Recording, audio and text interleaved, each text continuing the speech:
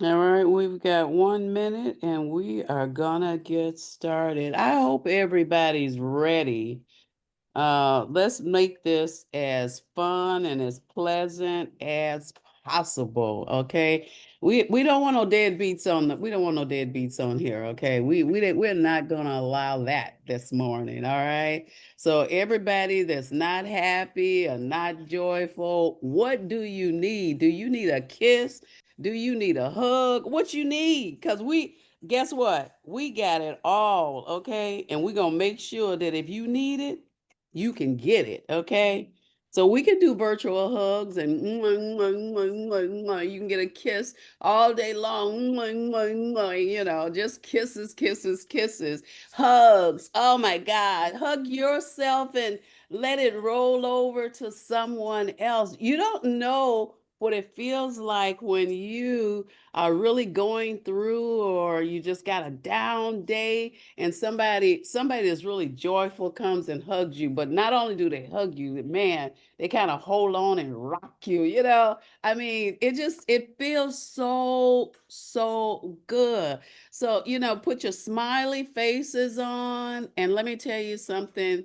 Please, please enjoy the time that we're spending here together. Now, I'm not supposed to say this, but I'm just saying we do not know the time or the hour. Okay. So we don't have no time for foolishness or hate or envy or jealousy. We don't have no time for any of that. Okay. So what we want to do is we want to enjoy the life that we have ahead. Anybody agree with me? Can anybody say amen? I Praise the know. Amen. Lord. Amen, I Dr. know. Ross. I mean, Amen. I Amen. want to Amen. enjoy life, Amen, now. Dr. Ross. We're all somewhere between 50 and Yes, yes, 80. You yes. know what I'm saying? So Amen. at this Amen. We're point, almost guess there. what we want to do? We want to travel. We want to Yes. enjoy life. We Yes. want to meet new people, Yes. and look, we just want to be irresponsible to ourselves, not to anybody else, but only to ourselves. And that, let me tell you something, it is truly, truly great. Now, one of the things that we do is we do take pictures. Anyone that does not have our background, go into the chat. It's in there. Please download it and put it up. One of the things we're going to do after prayer is, before we get started, is take pictures. If you do not have a background, you will not be in the pictures because we will put you in the back office until we take the pictures and then we will bring you back. So please go into the chat and Wasn't download the there background. was the last time I saw it. Okay, so we're going to have everybody to mute yourself and we're going to turn it over to not to Jasmine, to Ann.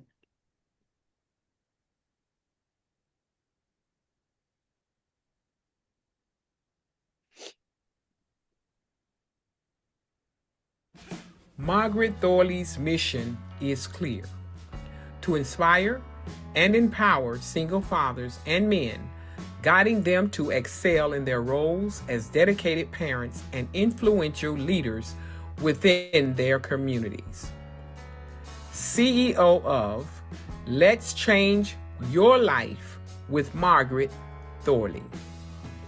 Award-winning business startup trainer, a trailblazing entrepreneur and celebrated author known for her multiple award-winning books. Ladies and gentlemen, I introduce you to Margaret Thorley. Yeah. Good morning, everyone. Lovely to have all of you here. So you are very, very much welcome today. And just like Pastor Dorothy said, let's relax and have an amazing time. Okay, now our next step, we are going to call Grace Blackwell to lead us into a prayer. Grace, are you here? Yes, I am, Margaret. I'm here. Okay, Thank so you. let's come before the Lord. Dear God, our creator and sustainer, from whom all blessings flow, we thank you for journeying mercies for those who safely arrived in Atlanta. We thank you for this opportunity to join them on Zoom for this Unity in Service platform. You are able to do immensely more than all we ask or imagine. And now we ask you for everyone's success as they speak on this amazing platform. Elevate our authority and expand our networking as we show love and respect for one another. May we give you the glory and honor in everything we do. In Jesus' precious and holy name. Amen. Amen. Amen. Amen. Praise be to God. Amen. Thank you so much. Right now, we are going to, how are you feeling? Come on, some excitement. Come on, just wave your, come on. That's it. How you feeling? Nice and warm. Right now, that's it. Come on, Pastor Jacqueline. Thank you. Okay. Thank you so much for being here. It's a pleasure. We going Jacqueline Lulu, are you here with us? Yes, I am. I am right here. Come on down. Take it away. All right, all right. How is everyone doing? What a fabulous day. Let's all give one another some love. Gotta feel the love, gotta feel the love, the love, the love. Thank you, thank you, thank you so much. Thank you, thank you. It's a pleasure to be here, and I just honor everybody, especially our host, Dr. Patricia Rogers, and the entrepreneurs living the dream. And so we're just so grateful to be here today. And I'm just going to talk to you a little bit about the innovation. And I want us to take and think about innovation, not necessarily from where we look at technology and things that advance in the world, but I want you to think about the innovation of yourself. And what if you had your own personal innovation code? So I'm going to talk about innovating. I'm going to talk about integrating. I'm going to use some technical terms. And then I'm going to talk about swimming. And I'm going to talk about swimming in the blue ocean. So, my topic is the innovation code, but I want us to make sure that as we are innovating ourselves, we are designing blue oceans for our life, our leadership, and our legacy. Can we do that? Give me some love if that's something can you think you could do that? All right.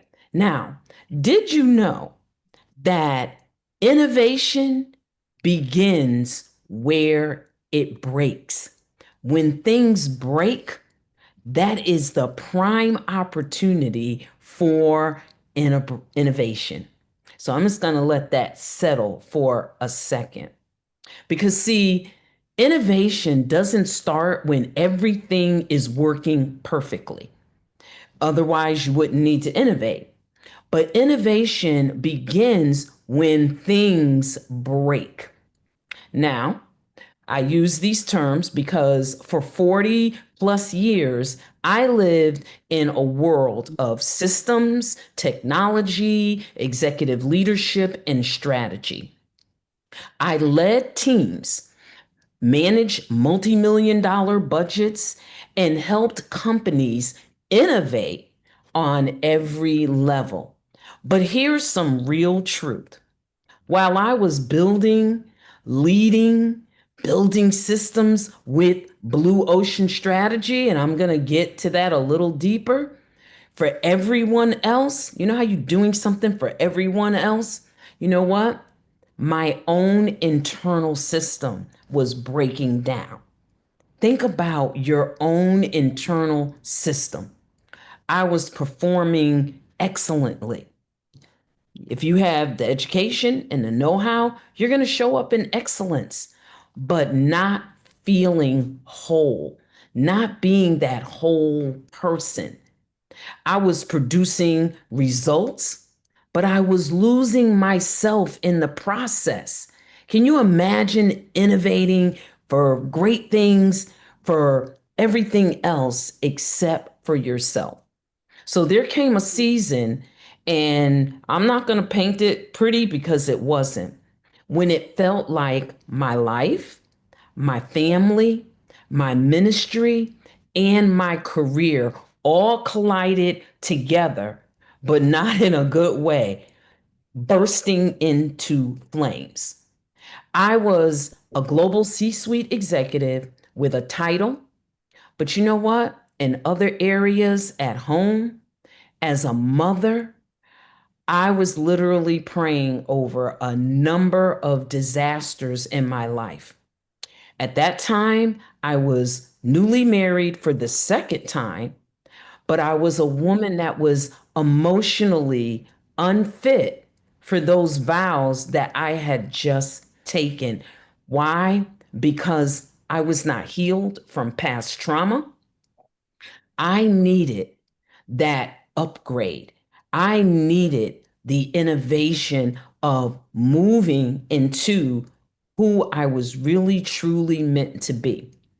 Now, I was ministering, teaching faith, but privately, I was asking God, Lord, where are you in the midst of all of these storms? Everything I had built began to crash. And that's when I learned something very sacred. Innovation is not always about upgrading technology, it's about transforming the soul. When my systems failed, heaven whispered and said, stop trying to reboot the old system. It's time to build something new.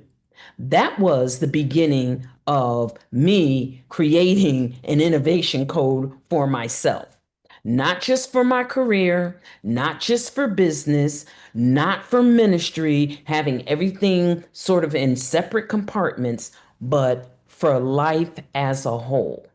So, innovate. Sometimes God allows a crash to create new capacity for you. I had to learn that the innovation doesn't necessarily come from comfort. It comes from sometimes collision. Everything that fell apart in my life wasn't a punishment. Sometimes we think it is, but it's not. It was a preparation. Because when you have lost what you thought made you powerful, notice I said what you think makes you powerful, you discover what actually is power. So, innovation for me meant asking new questions. What if my pain is not a setback, but it's a seed for growth? What if the breakdown is just the birthplace of a breakthrough?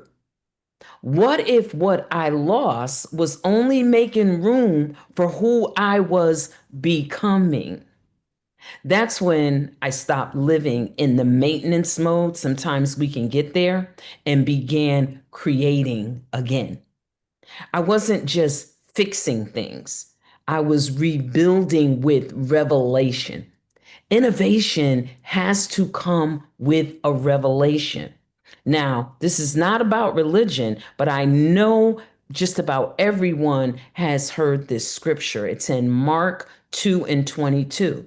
And it says, you can't pour new wine into old wineskins. If you do, they're going to burst. So I realized that for years I had been trying to pour my divine purpose into a life that was really designed for performance. But God was saying, you can't hold this next level that I'm taking you to in that old mindset.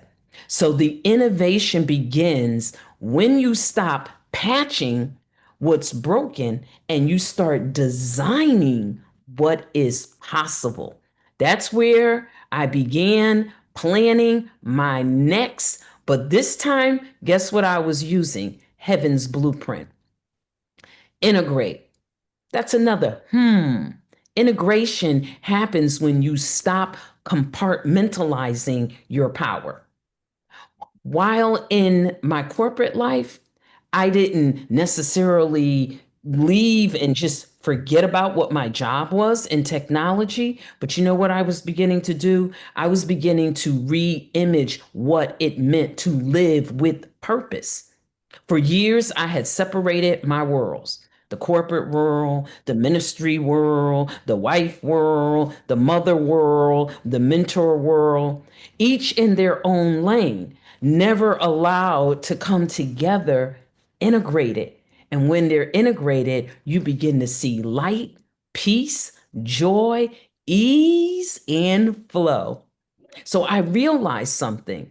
I don't need balance. I don't subscribe to it. Some people say balance, work life balance, this life balance.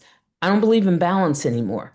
I believe that we need integration in everything that we do. Just like those systems integrate together, guess what? Our life has to integrate together. And when I allowed the boardroom and the prayer room to meet, when I brought faith into the strategy and grace into the governance, I became something new, a whole woman.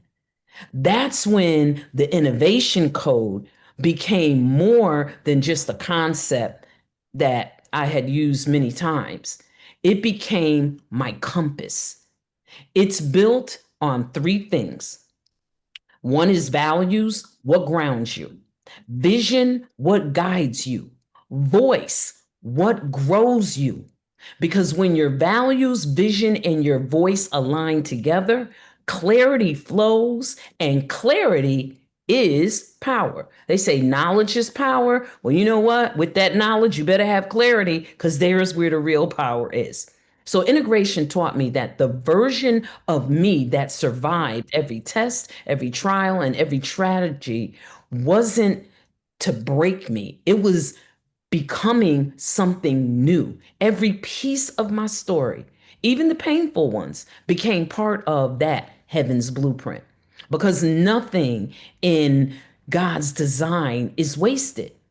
The same innovation that built systems in Fortune 500 companies, leading engineers, well, now in this version is now building souls, restoring women, transforming ministries.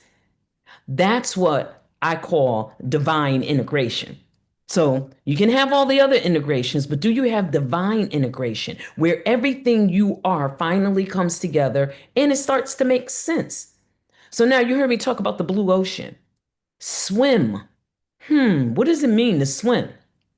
When you stop fighting for space, you start creating it. See, blue oceans are going and looking at markets that are not tapped into. It's really the innovation side of it. The red oceans are saturated. Now, after innovation and integration, that's where your freedom comes. And you can jump out into that blue ocean. And now you can really, truly start innovating and tapping into things that nobody else is doing. Don't follow the crowd. Yeah, the herd is going this way. But you know what? You don't have to have the money that the 1% or the 1% of the 1% have to be a 1%er. It's not about money. It's about your innovation. It's about, where are you? Are you swimming where it's crowded, or are you over here with new horizons, building new things? Are you thinking differently? Because once I stopped trying to fit into the red ocean of competition, performance, and people pleasing, I finally discovered that my blue ocean was a place of peace, purpose, and power. So in business, remember that the blue ocean strategy teaches you to leave the crowded markets behind and create your own lane. Don't be afraid of it. In life, it means stopping the striving for acceptance and starting to flow with your divine assignment. So I look back and realize I had eliminated what no longer served my peace or my purpose. I reduced what drained my energy. Crowded places are going to drain your energy. I raised what aligned with my calling, and I created what didn't exist. Well, what was that? My company, Revolution Ascension, LLC. That didn't exist. That way of thinking didn't exist. I heard people talking about a lot of good stuff, but guess what? They weren't saying the things that I was saying.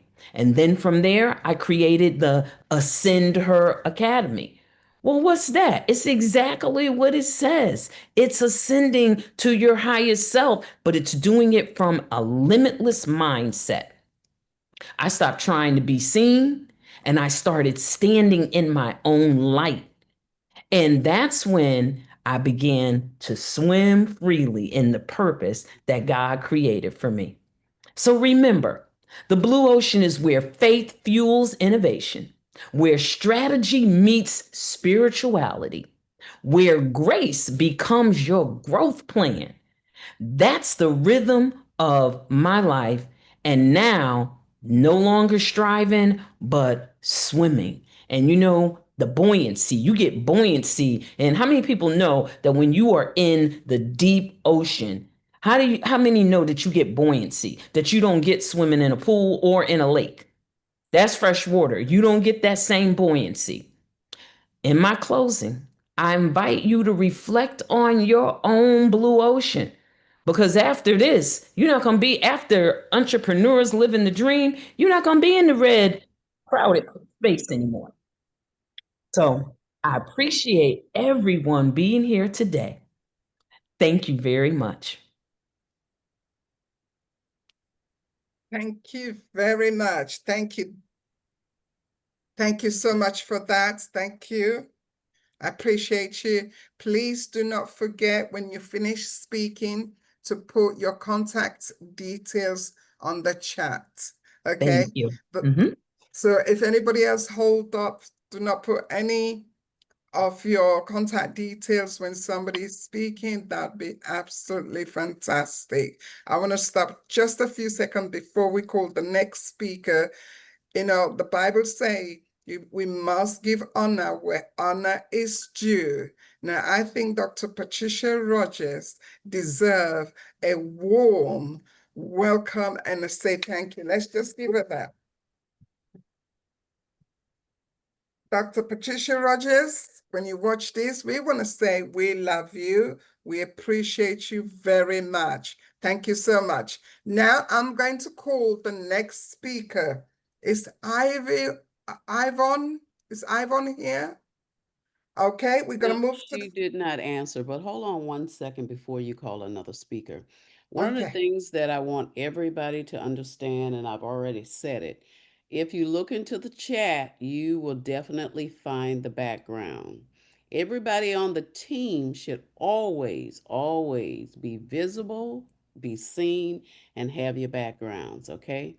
While someone else is speaking, as Margaret Thorley said, please do not put any information in the chat. It is a big distraction. Once they complete it, that's fine. Okay. So I want to make sure that after the next speaker, Jasmine or Ann, we take pictures of the whole platform. Okay. Thank you.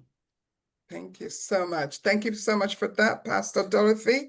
And actually, you are our next speaker. So let's welcome Pastor Dorothy down. Wow. How did that happen? Wow. Wow. Okay. All right. So I did not prepare anything, but the Bible tells us that be ye ready at all times. One of the things that I love to talk about all the time is how to live your best life. Okay. how to create your own world by your own desires, not by what anybody else is telling you to do. Sometimes we miss the life that God intended for us to have because we're busy with our ears open, receiving what everybody else is saying. And we want to make sure that we are definitely listening to what God says. In Jeremiah, it says that God has a plan for us, not man. It says God has a plan for us. And because God has a plan for us, guess what? We want to make sure that we're following that plan step by step. Now, you may say, well, how do I follow the plan? Or I don't know what the plan is God has for me. As a matter of fact, I don't even know what his voice sounds like. I don't know when God is talking to me. Well, look, here's the thing. All you have to do is make sure when you want to hear what God has to say about you, get into a quiet place. Where's your quiet space in the house? Is everything in your house in a clutter? Okay. Is it all disarranged? Okay. No, I doubt that very seriously. So pick a space where you go. I don't care if it's sitting on the floor. I still sit on the floor. It could be in a chair, it could be in your closet, wherever you desire to meet God. And instead of praying, we pray, but at this particular time when you're trying to hear God's voice, you want to begin to have a conversation with him. Okay? My conversation is something like, "Hey, God, I especially if I messed up something or I stepped into something that I shouldn't have without consulting him. I make sure that I come and I say, God, I messed up. I'm so sorry. I didn't consult you. I was in such a hurry. I just sped off with what it was that I wanted to do. And I'm asking you to forgive me. Now that I've done that, now I want to ask him to step in and fix it for me. And because that's what we do. When we mess up, we don't consult him ahead of time, but after we mess up, we call him to come in and straighten everything out. And then sit, pause, and meditate and wait to hear what it is that he has to say. And I can guarantee you, whatever God has to say to us, whatever word that he speaks to us, is always going to be better than anything that we can come up with ourselves. Why? Because one thing that I know, when we are weak, the Bible says that's when God becomes strong. That's when he lifts us up. That is when he begins to grow us. And grow us how? Grow us in him, closer to him. We want to do that. And then when we get through doing that, we want to make sure that whatever it is that God has shared with us, we write it down. The Bible says, write the vision, make it plain, that whosoever read it can run with it. Well, you want to run with it, and you want to make sure that you take actions. You can't take actions on anything that you forget or you push to the side or anything. So write it down. I have a journal and I put nothing in that journal except for everything that me and God has a conversation about or whatever I want to share with him. That is how I'm going to lead the best life. I sit down and I tell God all about the things that I want to do, all about the things that I've already done. And I'm asking him, how can I bring that unto you so that it is your will that I be the best at everything that I can do. It is your will that I live the best life that I can live. It is your will that I be healthy and I be strong, all the time. And I can do that as long as I stay connected to the one that has control over that, not man. One of the things that we do is when we get in trouble, what do? We call up a friend. Hey, so and so girlfriend or boyfriend or whoever it is, let me tell you what's going on. And then we wait for them to give us an answer. Well, wait a minute. When do we get concerned about what God has to say about our own lives? When do we get to a point where we're concerned about what's happening with us, okay? And bringing God into that so that He can guide our feet. Because the Bible says that God guides our feet, He orders our footsteps, and He sets us on the right path. It is so easy. I don't know about you, but in the chat, give me a yes or give me a no. That do you lean and depend on God? Just put a yes or a no in the chat. Do you consult Him before you make major decisions? Give me a yes or give me a no. And if it doesn't feel right to you, regardless of what everybody else is saying, you rely on God to take the lead. It doesn't make a difference what the friends are saying, what mama, daddy is saying. You let God take the lead. Give me a yes or give me a no. Now, if you said yes to all three of those, you are definitely on the right track. And I can tell you that in the next chapter of your life, it's going to be so much better than the first chapter of your life because we were just getting to know Him. We were just learning how to listen to Him. We were just learning how to obey Him. And when God speaks, I'm telling you, make sure you take action. Okay? Thank you. Thank you so much for that. Thank you. Thank you, Pastor Dorothy. Wonderful. Please don't forget to put your details on the chat. Okay. All right. Let's get our next speaker down. Jasmine Ofori, are you ready for us? Are you with us? I am with you, Margaret. Am I loud and clear? Loud and clear. Take it right. away, Jasmine. Please introduce your topic. That'd be great. Thank you very much. It's good to have you all here, everybody. And I will be speaking to you today about mastering visibility in 2025. So I'll set the scene. Imagine, walking into a supermarket and seeing two loaves of bread. One is from a brand you've seen advertised everywhere, TV, social media, and even the bus stop. And then the other one is from a small local bakery that actually tastes better than the one that's more advertised, but you've never heard of it. So which one would you choose? Put a comment in the chat. Which one would you choose? The one that you've heard a lot of or the one that you haven't heard much about? What would you do? The one you've heard a lot, local bakery. Yes, the one you recognize. Gail is saying, thank you, Angelique. Fantastic. Thank you, Beverly. So it's always whichever one that you choose, it will be the one that you've heard of the most, not because it's better, but because it's visible. Visibility creates trust before people even take the first bite. And in business, it works exactly the same way. So today I'm going to share 6 strategies that you can use to stay visible, because the truth is, it's not always about the best product that wins. It's the best known. So strategy number 1 is to embrace authentic storytelling. So leverage micro communities. And by that, I mean, share real stories, because in a world filled with lots and lots of content, when you're authentic, that is where your superpower lies. Share your personal journey, your challenges and the victories that you've had. So instead of just telling your story, create a narrative that invites your audience to co-create with you.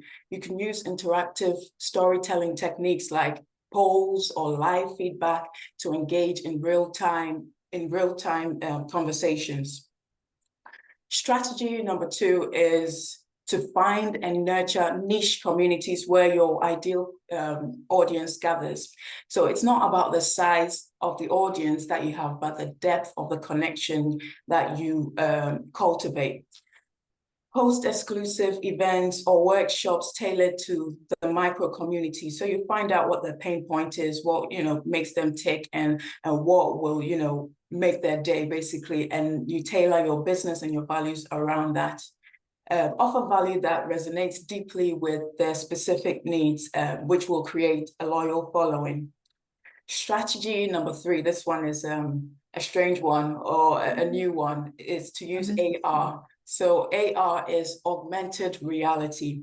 It's no longer just for gaming. In the gaming space, a lot of people talk about AR, but it's a powerful tool that you can use for marketing your business. So you can consider creating AR experiences that allow your audience to visualize your services. So for example, if you are, a virtual coach, what you could do is use this system to demonstrate what you do and showcase interactive products to leave a lasting impression on your target audience.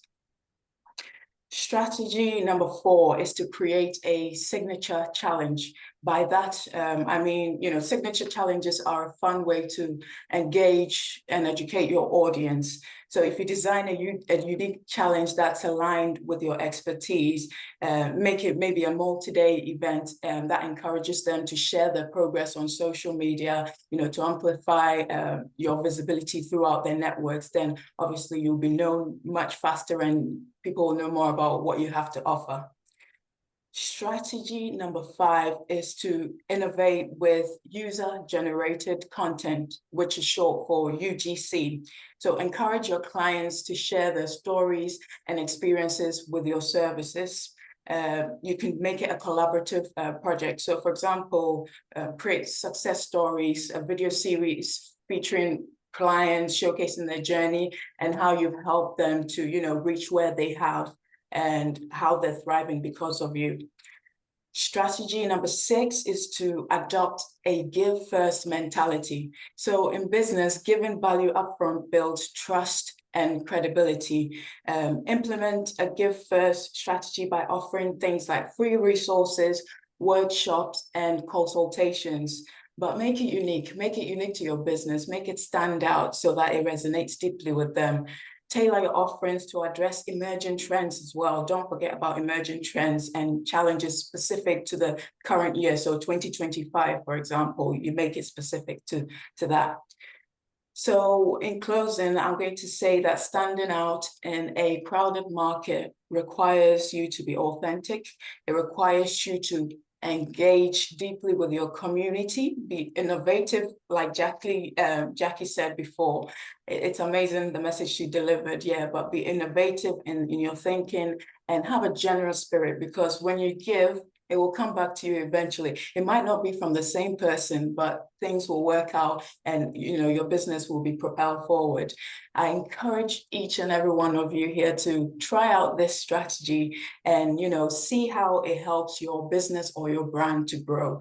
And I do have a free offer for you to take a visibility quiz. I'll share the details in the chat. And what this will do is it will allow you to assess how visible you are online and what you can do. I'll give you 3 tips, 3 actionable tips at the end when you get your results to see what you can do to move your visibility and brand awareness forward. So I'm Jasmine Ofori, founder of Jew Digital, a UK-based marketing agency helping coaches, consultants, and event hosts to stay visible online using digital marketing strategies tailored to their specific need. So see us as your growth partner. So we're there to help you. We're not there to dictate what you should do, but we work alongside you and we guide you all the way so that you can achieve your goals. Thank you for listening, and I appreciate you.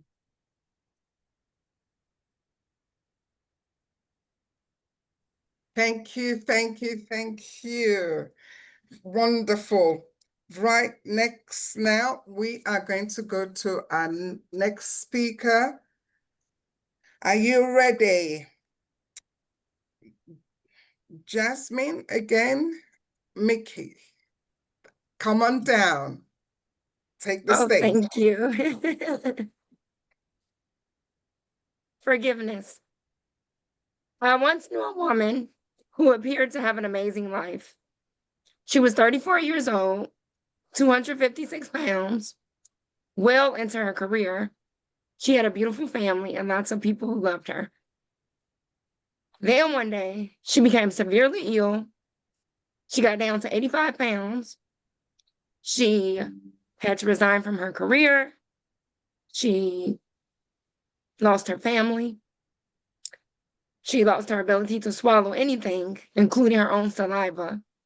She was placed on a feeding tube, and then eventually, by choice, she was placed on hospice care. Yes, I once knew her, because that young woman was me. My name is Jasmine Mickey, and I'm an autoimmune disease warrior.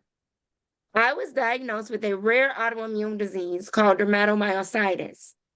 It took multiple doctors and a tremendous amount of testing to figure out what was wrong with me.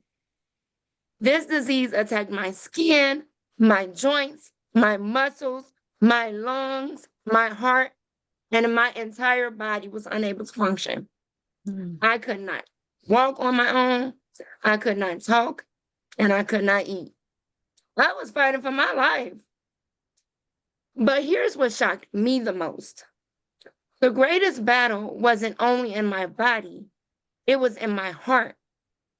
I was holding on to unforgiveness, bitterness, resentment, anger, pain from myself and from those who hurt me. And that weight was just as heavy as my illness. There comes a point in life when we all have to experience rebirth, not just surviving, but choosing to live again, to renew ourselves. Rebirth means taking back your power and doing what's necessary to heal yourself, no matter how others may see it. Rebirth isn't just about being given another chance at life. It's about choosing to live differently, choosing to release what once held you down, and stepping into the freedom of healing. Now, I know this may sound surprising. What does forgiveness have to do with physical health? Well, the research is clear. Studies show that holding on to unforgiveness keeps your body in stress mode, flooding it with cortisol and adrenaline. That weakens your immune system and slows down healing. People who practice forgiveness experience lower blood pressure, better sleep, less pain, and here's the kicker, a stronger immune system. In one study, forgiveness exercises lowered cortisol, which is the body's stress hormone, right? By 16%. So what does that mean? That means that your body can finally shift from survival mode to healing. So as I began my healing journey, I realized forgiveness wasn't just a spiritual principle. It was a medicinal necessity. Let me give you an example. Imagine you're in a household with two other people, right? You catch a common cold. And instead of taking medicine for yourself, you decide to take it in hopes of healing the other two people. Now, what sense does that make? Everybody knows you take medicine to heal yourself. Forgiveness is the same way. You don't forgive the other person so that they can be healed. You forgive so that your body can heal, your mind, and your spirit. Forgiveness is the medicine. And when you take it, that's when rebirth begins. I love that. So when I finally started to release the anger, the betrayal, the why me questions, I noticed something shift. My body began to respond to treatments better. My energy slowly returned. My weight picked up. And most importantly, hope came back into my heart. Forgiveness didn't cure my autoimmune disease, but it unlocked the space for healing to begin. It lifted the invisible chains that were keeping me sick. So, how do you begin? I know forgiveness is not easy. Trust me. I've been through a lot. But let me leave you with these 3 simple steps. And they might not be simple, but this is something you can start today. 1, compassion. Forgiveness begins with seeing others as human. The person who hurt you may have been broken themselves. Now, compassion doesn't excuse their actions, but it frees you from carrying their weight. So ask yourself, what pain might have led them to act this way? 2, release. Don't rehearse. Every time you replay the offense in your mind, you're just reliving the hurt. Instead, practice releasing. When the negative thought or the feeling or the trauma comes to your mind, say out loud, I choose to let this go for my peace and my health. Even if you have to repeat it 100 times a day, your body and your mind will start to feel the difference. 3, write a forgiveness letter. Not to send it, but to release. Write everything you've held inside, your thoughts, your feelings, your anger, your sadness, your questions. And then at the end of the letter, end it with, but today I choose forgiveness. Remember, this is for you, not for them. Friends, if forgiveness could bring me from 85 pounds of feeding tube and hospice care, just imagine what it can do for you. Thank you. Thank you, thank you, thank you. Come on, let's just wave some hands out there. Thank you. All right, fantastic. Now we're going to go. Please do not forget to put your contact details on the chat, but try not to put the contact details when the speaker is speaking. Okay, we show just that little love to them. Thank you so much. Now we're going straight to our next speaker. Is Raul here, Pastor Dorothy?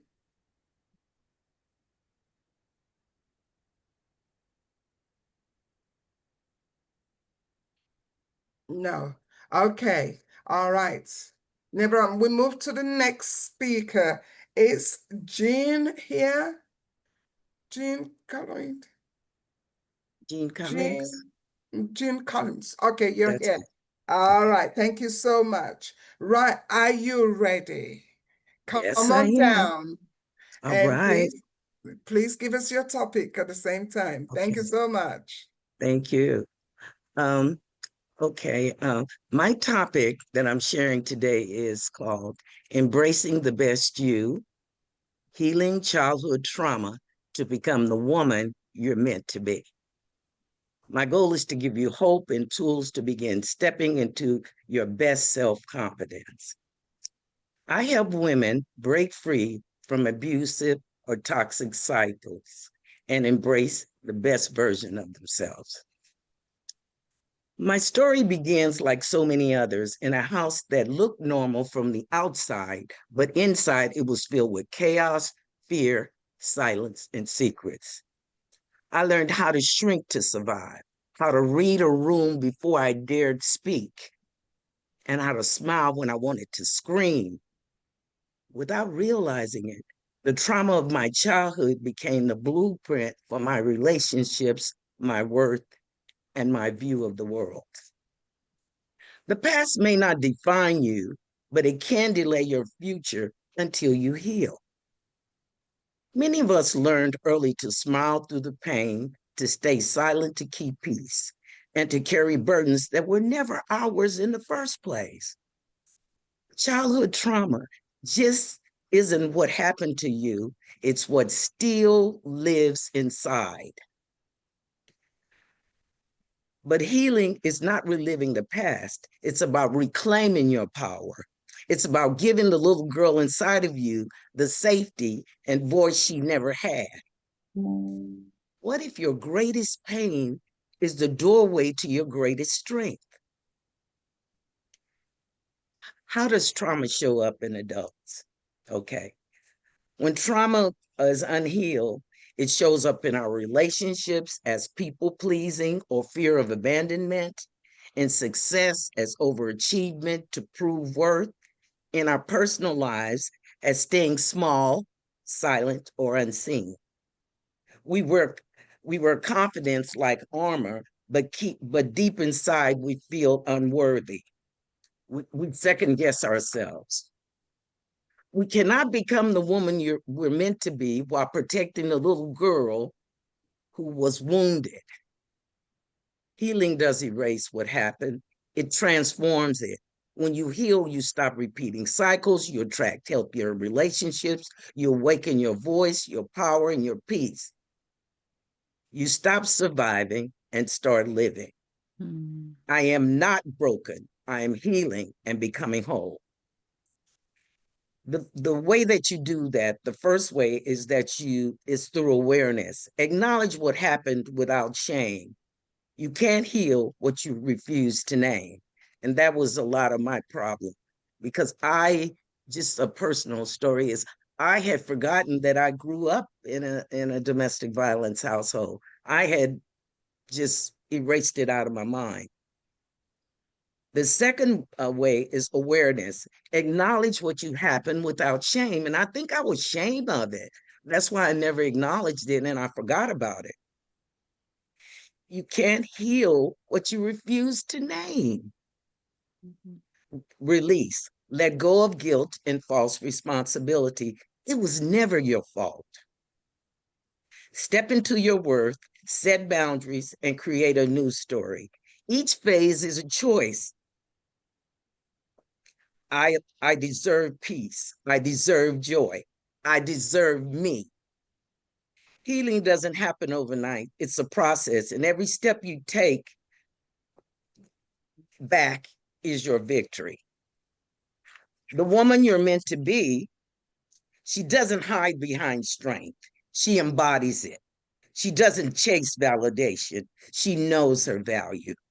She no longer fears her voice. She uses it to empower others. This woman doesn't live in her past. She builds her future on truth, healing, and self-love. She realizes she's not alone in this journey. She's surrounded by sisters who are healing too. You're not what happened to you. You are who you decide to become.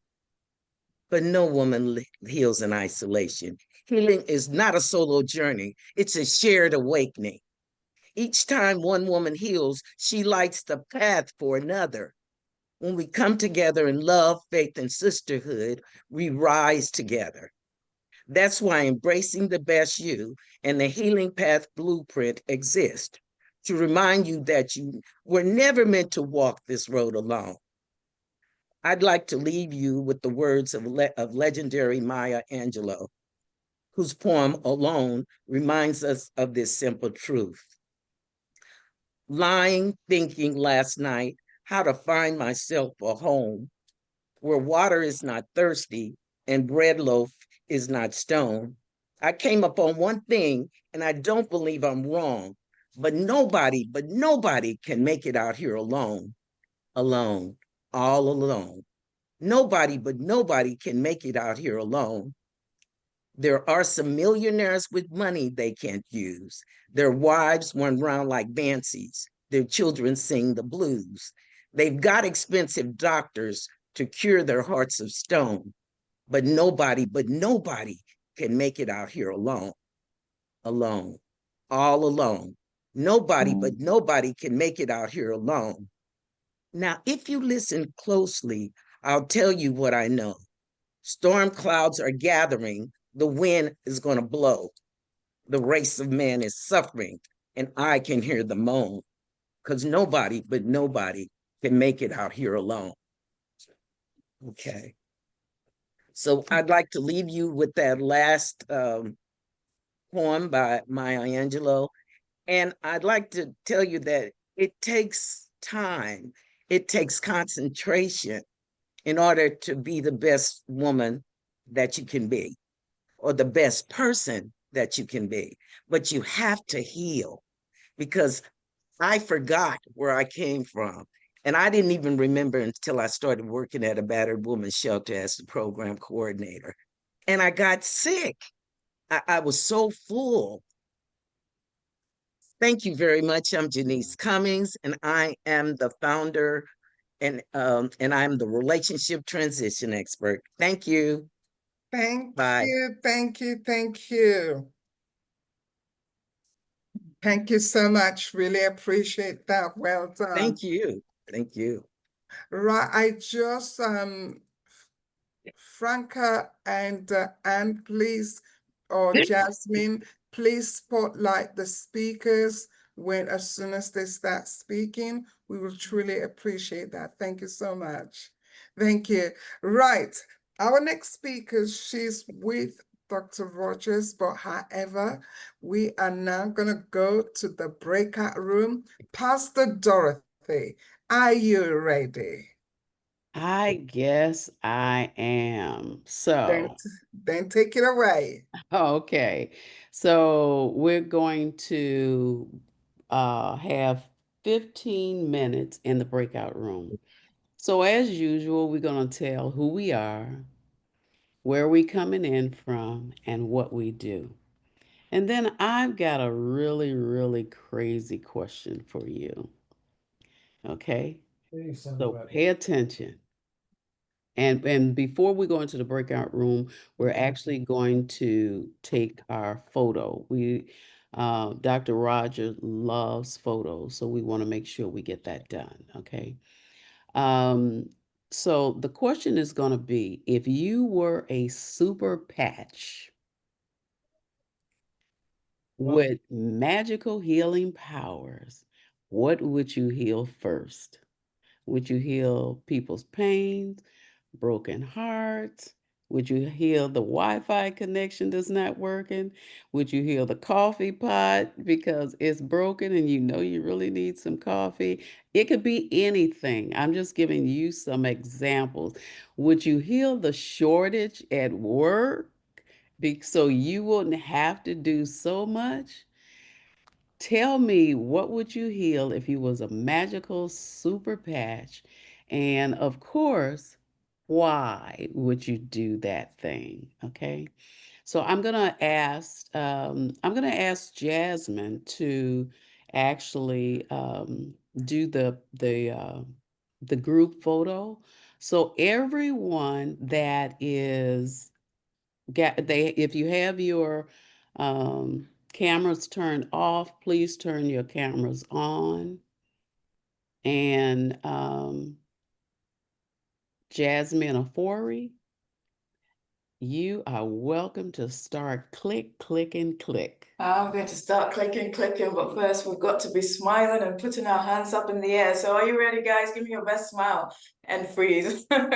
Bear with me. Okay.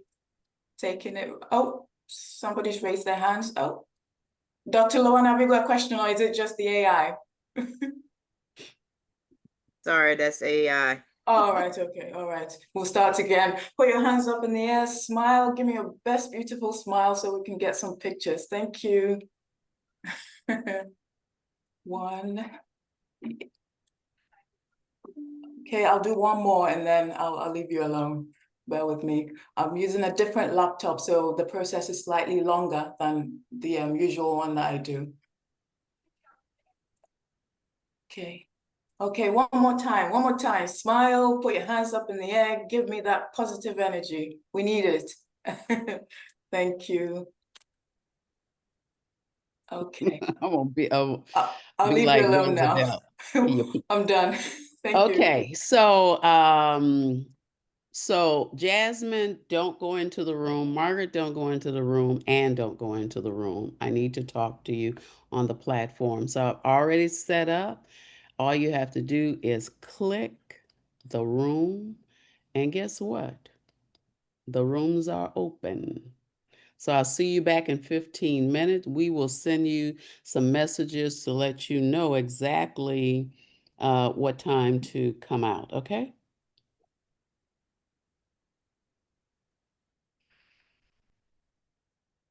Are you guys seeing the rooms that are still here?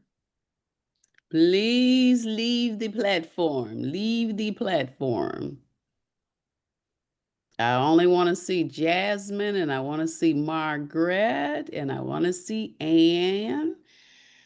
Okay, Fanka is still here. Fanka, if I don't see your face, I'm putting you in one of those back rooms. Ada, who is Ada?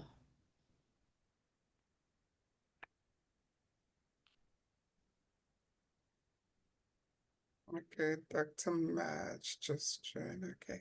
Yeah, I'm trying to find their names so I can move them into back rooms.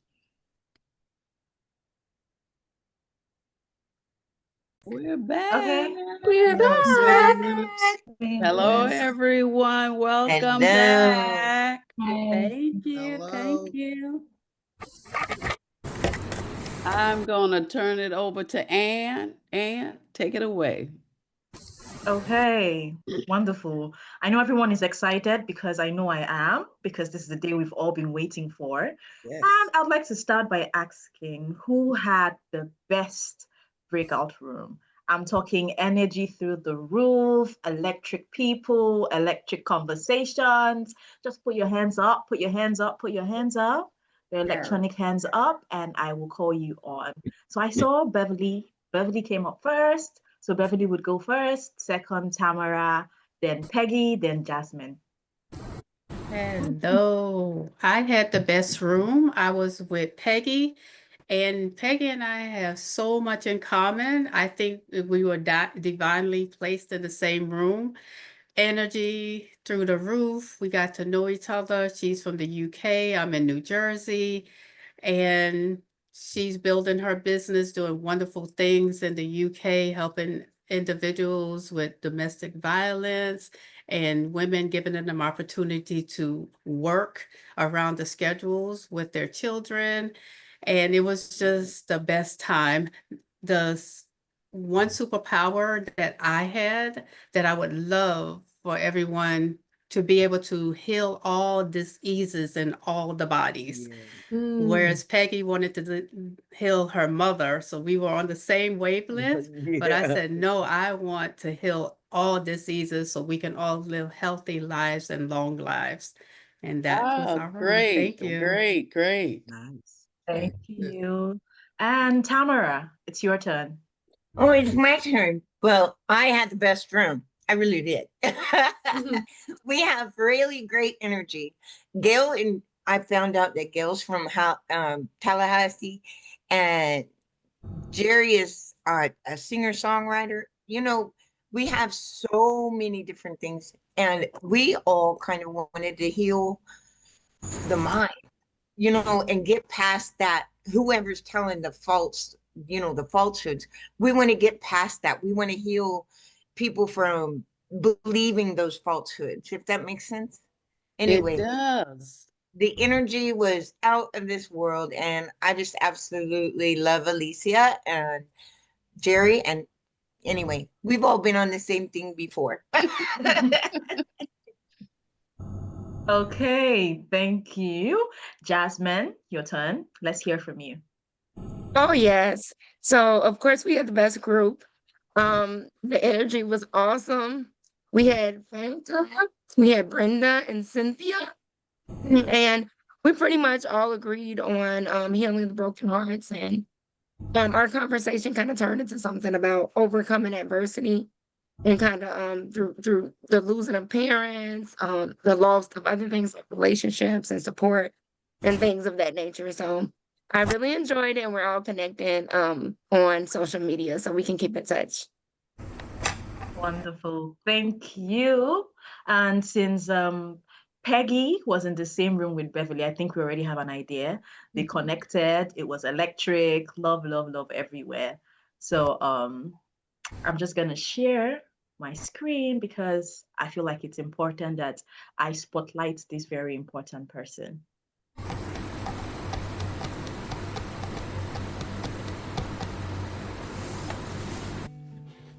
Dorothy Mae Ross, Mm. CEO and founder of Women Rocking Life and Porch Talk Live, worldwide midlife and beyond empowerment coach, Pastor Ross brings you 25 years of experience, mentoring, guiding, and leading others to create a life of purpose and service. Pastor Ross has parlayed her life experience as well as 33 years in the corporate arena and 25 years as a pastor to show women how to rock their life, regardless of the challenges and obstacles they have to face. She is an international speaker, best-selling author, and coach who is passionate and skilled at showing women how to rediscover their real purpose by illuminating their gifts and abilities so that they can live a more meaningful life and rekindle the joy and prosperity they deserve. Dorothy's life purpose is to assist you in achieving a joyful, uncluttered, and satisfying, fulfilled life, living the good life that you deserve. Thank you. And all the way to you, Pastor Dorothy. Thank you so much. Thank you so much. You know, you're gonna have to send that to me. Dr. Rogers was grilling me yesterday on what she wants me to learn to say about myself. So she said it all. So all I have to do is just copy it down. So you got to send that to me.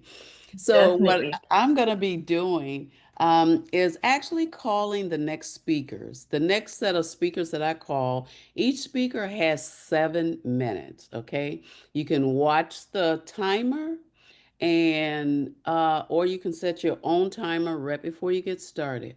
What I want you to do is when your name is called before you start speaking, I want you to say, I am so glad to be here. And just pause for a second so Ann can take your picture. I'm so glad to be here. And that would be our next speaker, Joyce Smith.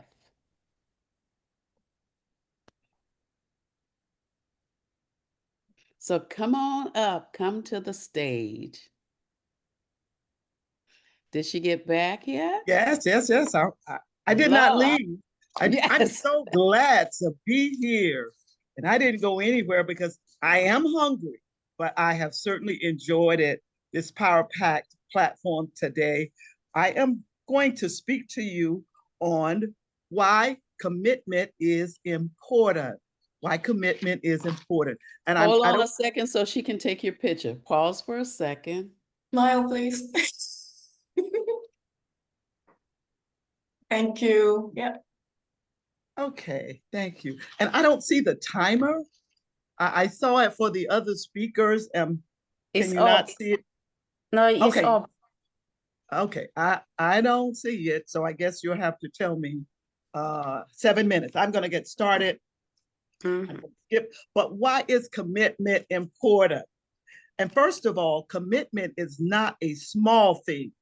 It's the quiet power behind our daily routines and our biggest dreams. It turns maybe someday into starting today. What is commitment? The Cambridge Dictionary says commitment is a promise or firm decision to do something. Merriam-Webster defines commitment as an agreement or pledge to do something in the future. What does commitment do? Commitment helps you reach your personal goals. Imagine you've got your sights on a goal. Now sprinkle on the magic dust called commitment and watch as your goal moves toward reality. Commitment gives you that gentle shove on the back that keeps you moving forward, especially on days when motivation is playing hide and seek. Commitment nudges you to put in the effort consistently, which adds up and gets you closer to where you want to be. Commitment is a must for working well with others. When you're part of a team, commitment becomes your shared language. It's how you all know that every member is putting their best foot forward.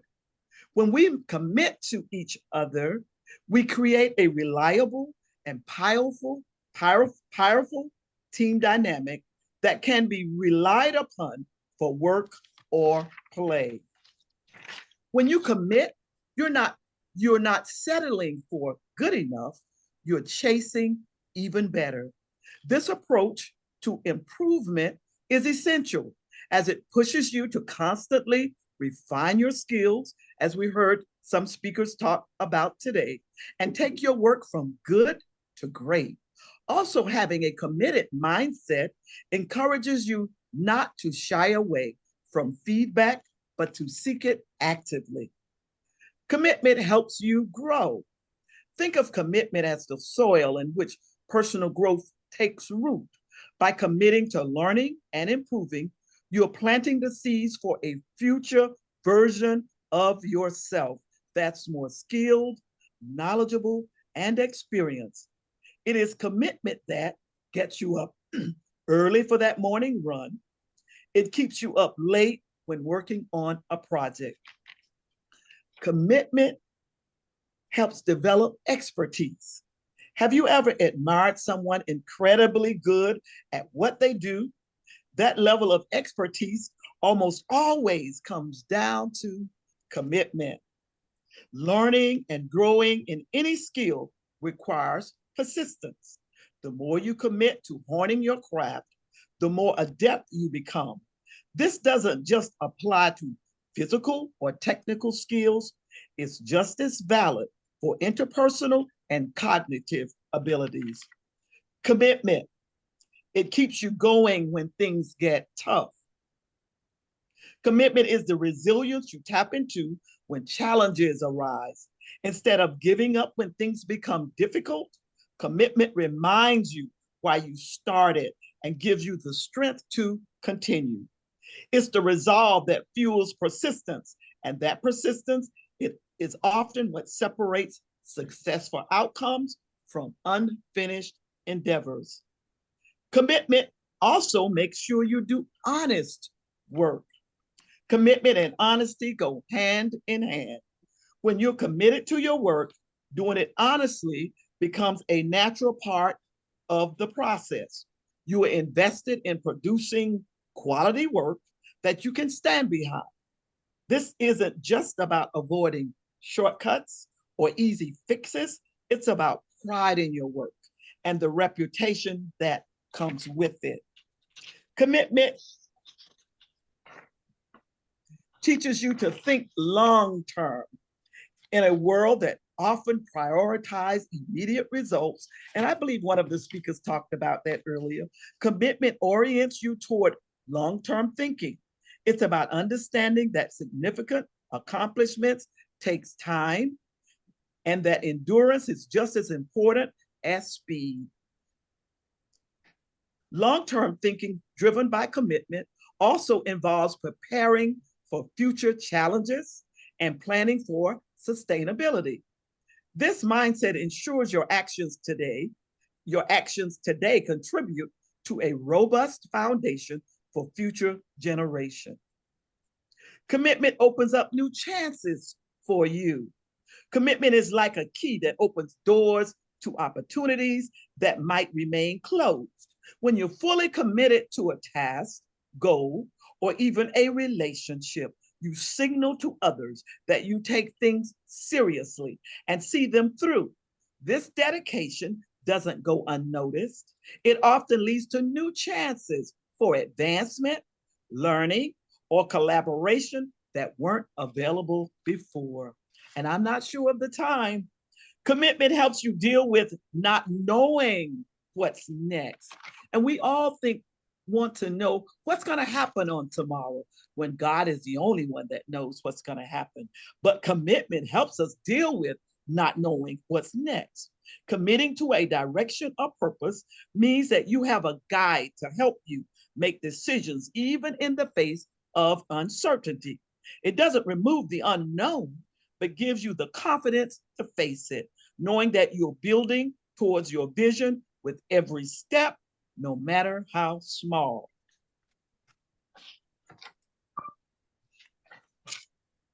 Commitment provides a sense of finishing what you start. Seeing something through from start to finish really boosts how you feel about yourself. It's like when you take on a project and stick with it, even if it gets hard or difficult. This is what commitment is all about. Not just beginning things, but making sure you complete them. When you make a habit of finishing what you start, no matter how small, it all adds up to make you feel capable and strong. Commitment makes you feel more fulfilled.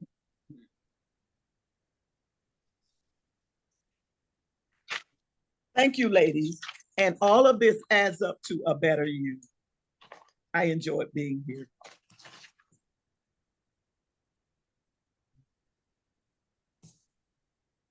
That is great. Thank you so much for that. Because commitment definitely is important for us. Well, our next speaker is Cynthia Moe. Is Cynthia in the house?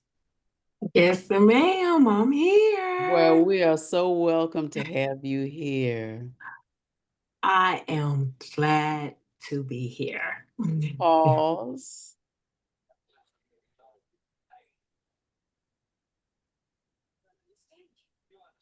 Okay, I think Ann's got your picture. Hi, I am Cynthia Moye. I am known as Cent Moye. And I want to talk about delay does not mean denied. And sometimes detours are necessary. Wow. Can you imagine having everything that your heart desires, but your mindset and your heart is in the wrong place? Think about it. You have the house, you have the cars, you even have the financial blessings from working your 9 to 5 daily. And then one day, everything hits you at one time. In the beginning, you notice you lose a parent during one holiday season. Then you lose a sibling the next holiday season. And after that, the house that used to be your peace and sanctuary, you lose that too. One day, you're on your way to work and your car blows up on the freeway. And you look back and you say, my God. I said all that to say, sometimes tests turn into testimony. And sometimes delay is preparing you for the next level. See, the delay is not the end of your story. It's simply God's getting your attention so you can focus on the next. Oftentimes, I always used to question, Lord, why me? Why me? But it wasn't until my heart healed and my mindset shift that I said, not why me, Lord, but thank you while I'm going through so I can give my testimony. See, oftentimes we forget the source of our connection. And sometimes that source needs to be reset because the reset and the connection allows you to heal from within and understand peace with everything. See, those were obstacles that I had to face. So I can tell you firsthand, I know that God is in the blessing business. You might look at me and say, you said that? You've been through all of that? Yes, ma'am. Because I had to learn to not let my faith waver. And all those detours was simply setting me up for my next phase of my life. You never know what a person goes through until you've been there. So don't confuse your delay or your detour that was necessary to take you to the next level. But in the midst of you dealing with your detour and your delay, it's God's simple way of getting your attention because something is broken that needs to be fixed. And I want to share with you, in the midst of you going through whatever you're going through, renew your strength like an eagle. Isaiah 40:31 is a reference. So you got to trust in his word, knowing that everything works together in your good. Go to Romans 8:28. Keep your eyes on the prize. Look at Hebrews 12:2. I said that to say your blessing is on the way. So don't give up and don't give in. But remember, in the midst of every trial and tribulation you face, it's simply a testimony. And you never know what your testimony might do for the next person. Don't ever question God's work because sometimes it's necessary. How can you be rebuilt if you haven't been broken down? So in the midst, whatever you're going through, that's going to prepare you for the next phase of your life. Don't let your faith waver. Praise him through it all. And I guarantee you, the reward is on its way. It's on its way. Trust me. I believe it and I received it. Because everything I lost in my Job season, God granted it back to me in tenfold and better than I ever been before. A healed heart is peace. Because peace is the real bag. Y'all be blessed and thank you for allowing me to share my testimony. Be blessed. I can be reached on all social media platforms as Saint Moyer. That was really fantastic because it is so true. Delay does not mean design. There's, that God doesn't want it to happen. And just the idea that sometimes we are delayed from something, we'll drive up if we're driving, and we'll find out because we were delayed, we missed an accident or we missed being in traffic a long time. So that was wonderful. So we have another speaker coming up for you. Now you may hear some noise in the background because they're doing a fire drill. It's not for real, it's just, they're doing the drill. So our next speaker is Michelle Clarkson here.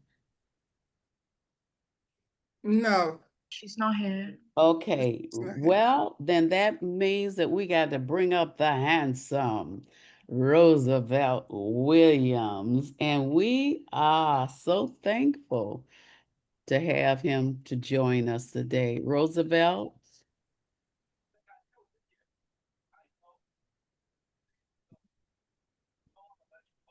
Okay, here we go. I am glad to be here. Unmute. Hold on. All right. I am glad to be here. Smile one more time, please. I am glad to be here. Fantastic. Thank you. All right. I got it. My journey is from despair to purpose.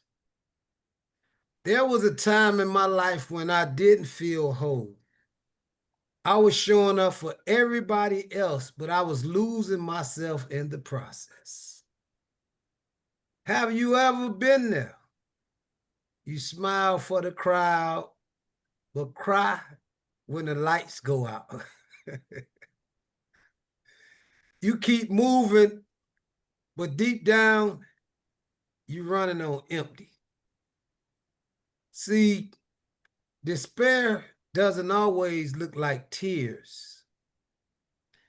Sometimes it looks like pretending. Pretending you're fine when your soul is tired. But here's what I learned. Despair isn't the end of your story. Despair is the doorway to purpose.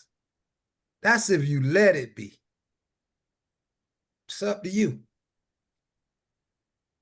I remember waking up one day and realizing I didn't even recognize the person in the mirror. You have the titles, you have the responsibilities, you have the goals, but what good is it with no peace? Yeah, my life looked full on the outside, but I was empty on the inside. I was surviving, not living, functioning, not feeling. I lost my spark. And when you lose your spark, life feels heavy. But it's in that dark place that something started to shift. Because when life strips everything away, it shows you what's real. You find out what's inside of you when there's nothing left to hold on to but faith. But I realized something. I couldn't keep waiting for someone else to save me. Nobody was coming to rescue me from my pain. I have to rescue myself. I had to choose to get up. I had to choose to heal. That's when I started asking different questions. Not why me, but what now? Not why did this happen, but what can I learn from it? Every setback was preparing me for a comeback. And it's the same thing with you on your journey, ladies and gentlemen. Every disappointment was developing discipline. Every loss was leading me to my lesson. Purpose didn't show up when everything was perfect. Purpose showed up when I was broken, but willing to rebuild. Some of you right now are in that space where you feel unseen, unworthy, or stuck. But let me tell you something. When you're going through, it's not your final chapter. What you're going through is not your final chapter. You are not disqualified. You're pre-qualified because of your past. You are being prepared for what's next. You were built to rise. You were built to shine. You were built to overcome. The pain you're producing today is strength you'll need tomorrow. Remember that. Don't despise the process. Embrace it. Hug it. Because your purpose is on the other side of your perseverance. And in closing, so if you're in a season of despair, don't give up. Look within. Reconnect with your creator. I say it again. Reconnect with your creator. Reconnect with yourself. Your purpose isn't lost. It's been waiting on you to remember who you are. So from despair to purpose, that's not just my story, it's your story too. And it starts the moment you decide to rise. I am Roosevelt Williams, your mindset coach and gold mic influencer. And my information will be in the chat. Let's go, family. Peace and love. Thank you so much, Roosevelt. Thank Thank you. you. Yeah, let's give Roosevelt some love. I love it. I love it. I love it. Okay, wait a minute. Where the mic at? I didn't see the yellow mic, you know. Oh, hold up, hold up. I didn't see the hold yellow up. mic. We need a picture with the yellow mic, okay? You know, that is just signature. Um, we are isn't it strange that we're basically all on the same road together? We're basically all talking about the same things, and it just lines up so nicely, you know. And if we take what Lady Joe said and we connect it all together, look, we can tear up something, you know. We are so much stronger together than we are apart, okay? So look, let's support, let's connect, let's get it together. Ann, can you take a picture of Roosevelt with his yellow mic? Go, Mike. Yeah, the gold mic.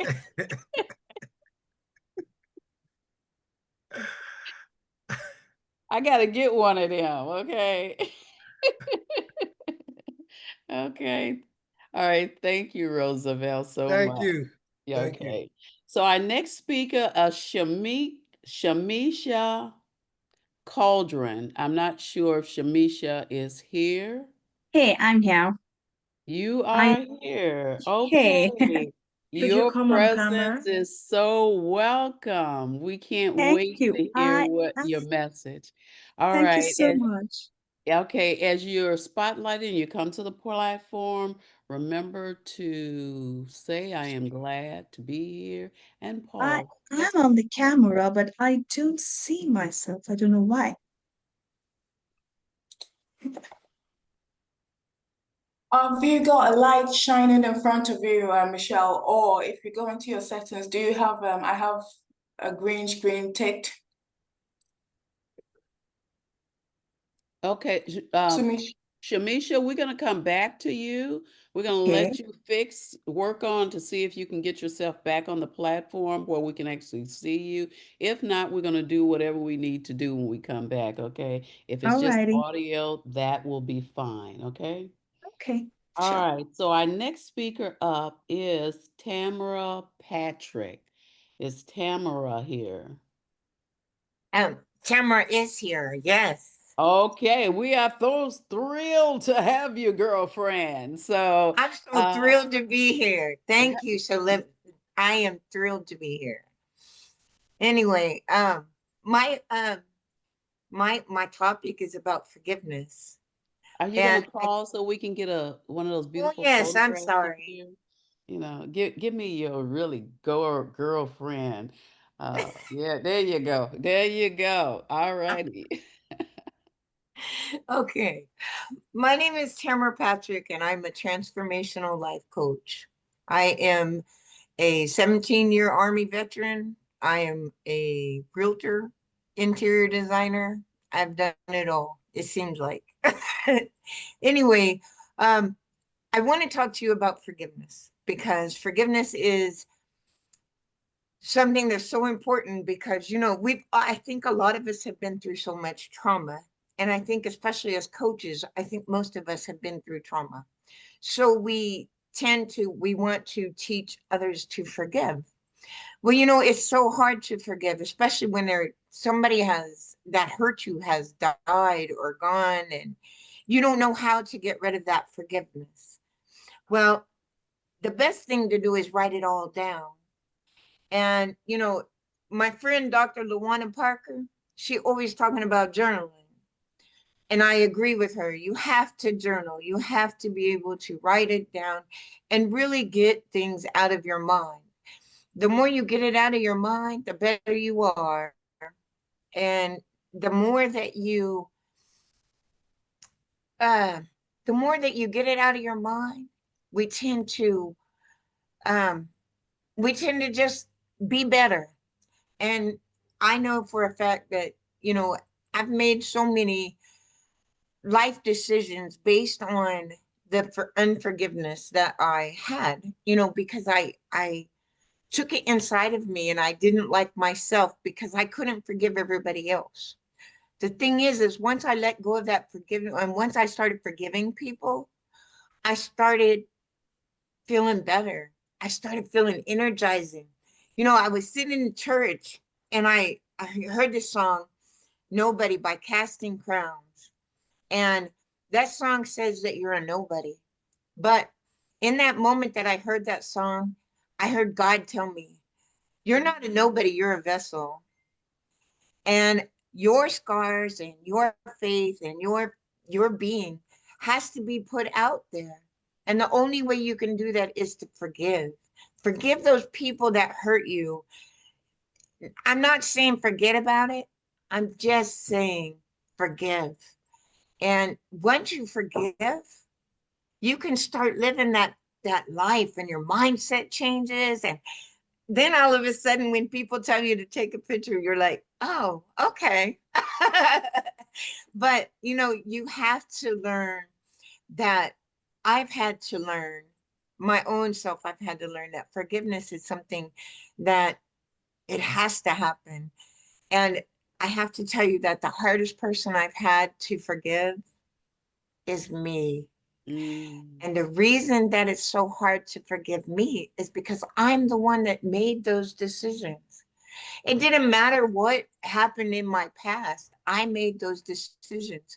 And if I didn't make those decisions, a lot of the things that happened to me in my life wouldn't have happened. But I'm the reason that a lot of those happened. And I blamed everybody else for it. I blamed my mom. I blamed my stepdad. I blamed my sisters. And, really honestly, guess who it was? It was me.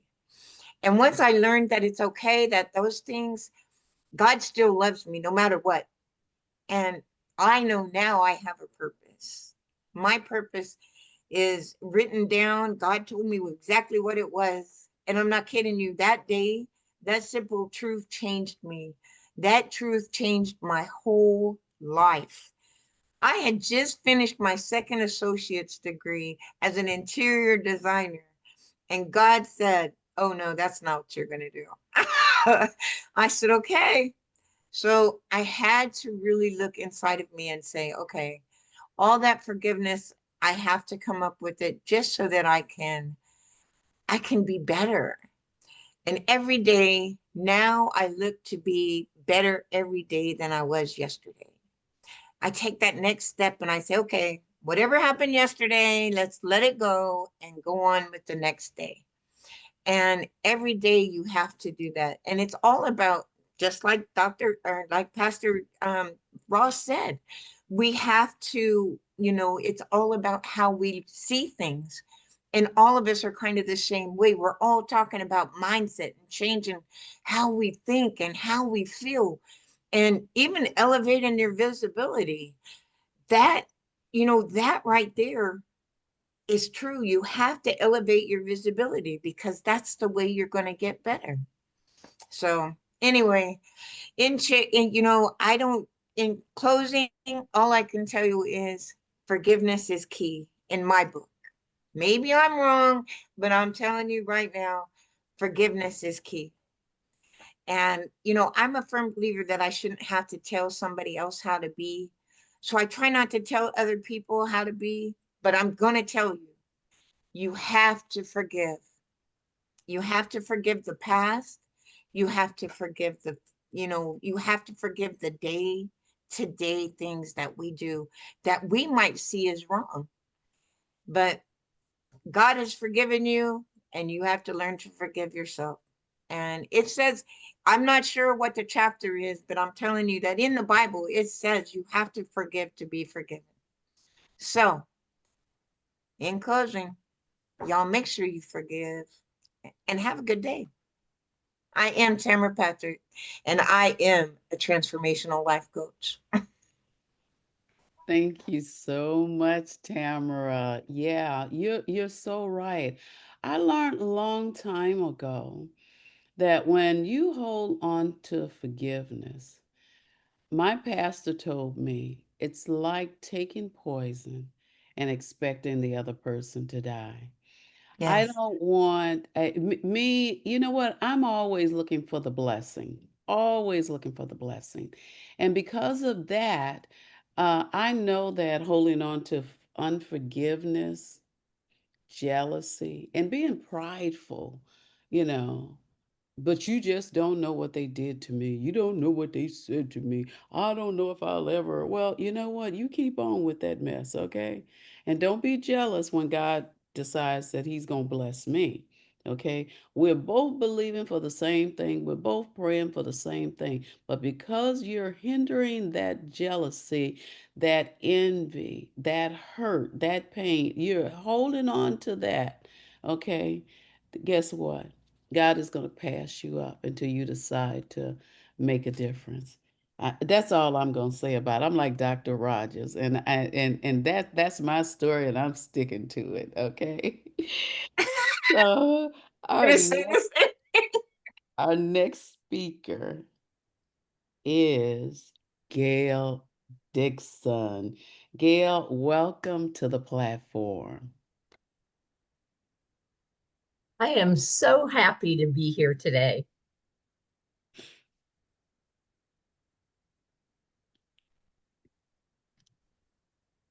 Thank you, Gail. Thank you. Okay, thanks. So today I want to talk a little bit about the language of leadership. I don't know if you all have noticed, but people who are true leaders talk a little differently than others. They have a language, a way that they frame and phrase things that is all their own. And I want to say that it is partially in the language that they engage the followers who want to pay attention to them. Great leaders don't just inform, they inspire people. And they don't just manage, they motivate. Language is a powerful tool to build trust, encourage growth, and facilitate a spirit of excellence. So here are 5 things I'm going to share with you that should be a regular part of your vocabulary if you want to be a leader that others want to follow. Number 1, I believe in you. Confidence is contagious. When leaders express their belief in their team members, they cultivate self-assurance and drive. And just a simple, I believe in you, I know you can do it, can sometimes push somebody to take on a new challenge, to step up into leadership themselves, or to overcome the self-doubt that's holding them back. Great leaders recognize potential before it fully develops and take an active role in pushing that development forward. The next is, how can I help? You know, we talk a lot about leadership not being a solo project. Leadership isn't about giving orders, it's really about serving others. And when you as a leader ask, how can I help? You shift the focus from control to collaboration. How can I help creates an open door for communication. It allows others to know that you're invested in them and it removes obstacles that might be hindering success for the team. How can I help? Fosters a culture where people feel comfortable seeking guidance rather than struggling in silence. Here's a big one, and you all know it, and I've heard it said a lot this morning. Thank you. Gratitude is one of the most powerful yet underrated tools in leadership. People really want to be seen and appreciated and valued, and a genuine thank you goes a long way in saying that and showing that, whether it's recognizing hard work, acknowledging a small contribution, or celebrating a major achievement. Leaders who consistently express gratitude create a more engaged and motivated team. And when a team is motivated, they tend toward success. Unmotivated people rarely produce successful results. The next, what do you think? Successful leaders don't just give directions, and they don't believe that they have all the answers. The wisdom is in the team. And so successful leaders seek input. Asking, what do you think, invites diverse perspectives, brings ideas that might otherwise be hidden to the table, and it empowers the team to take ownership of the work. If their ideas are on the table, they have an investment in seeing the ideas come to fruition. Leaders who listen before they make decisions create stronger teams and better solutions. The next, we're in this together. Leadership is all about unity. A great leader doesn't stand above or apart from their team. They stand with them. They share purpose and they share accountability. It reminds everybody that success is not just an individual effort, but a collective one. Whether facing challenges or celebrating victories, this phrase builds camaraderie and connection and fosters resilience. Think about leaders that you have loved to follow. Think about the leader who's leading this event today and tomorrow, Dr. Patricia Rogers. How many times have you heard her say, we're in this together. People need people. You've heard her frequently say thank you. You've heard her ask for input. That creates a leader worth following. So being in it together is really important. The words we use shape the culture we create in our teams, in our organizations, in our families, and in our networks. And the language that you use as a leader sets the tone. It establishes your influence and your credibility. And when you use these 5 phrases, you create an environment where people feel empowered, valued, and inspired to do their best work. Leadership isn't just about what you say, it's about how you make others feel. And the language you use helps you not only lead with confidence, but also with impact.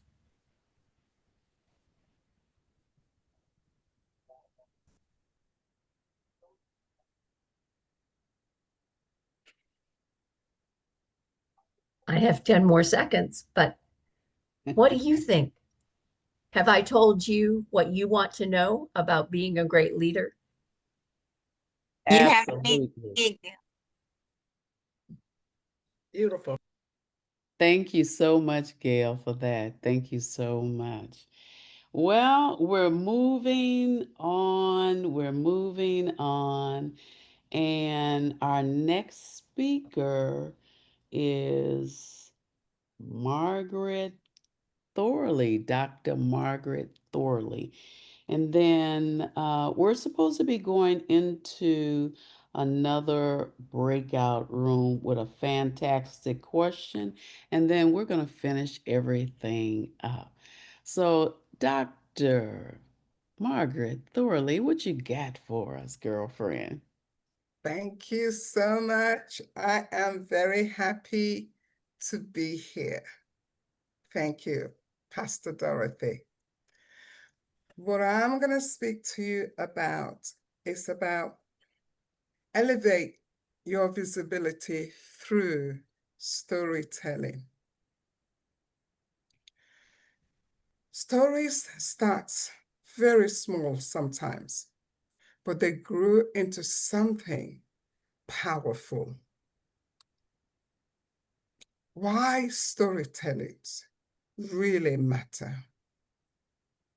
Stories, it helps to build and connect you with other people. Your story is your unique selling point. Your story connects you with other business owner similar to you. Your story elevates you and your visibility and your influence. For me, I grew up in a children's home. So imagine, very young, you have to start defend for yourself. I remember making decisions at a very early age. And those decisions that I made govern me today. They're still in operation. And three of them, one, not to start, not to join any prostitution, not to take drugs, and definitely not peer pressure. And I remember walking in the home, my face is like a stone because I had to put that armor up to protect myself and to be committed until these decisions. And when finally I kind of left the children's home and wondering, what am I going to do? I went into work and became a qualified beautician. I'm not a makeup person, but I had one thing that I really love, a red lipstick. Because I felt if I wear a red lipstick, it brightens my face. It makes me smile more. But then I realized actually the red lipstick represents the pain that I was carrying inside of me. But guess what? It kickstarted my business. At the age of 21, started my own business. At the age of 22, I was coming in the US buying cosmetics for women of color because back in the UK, we just didn't have it back there at the time. And then I got challenged by one of our clients, customers. It says, you know, Black people do not go to bars, for us it's called pubs, or restaurant and drink. I looked at this person. You got the wrong person, because not only do I go to pubs and bar, I go to raves, I go to parties. And guess what?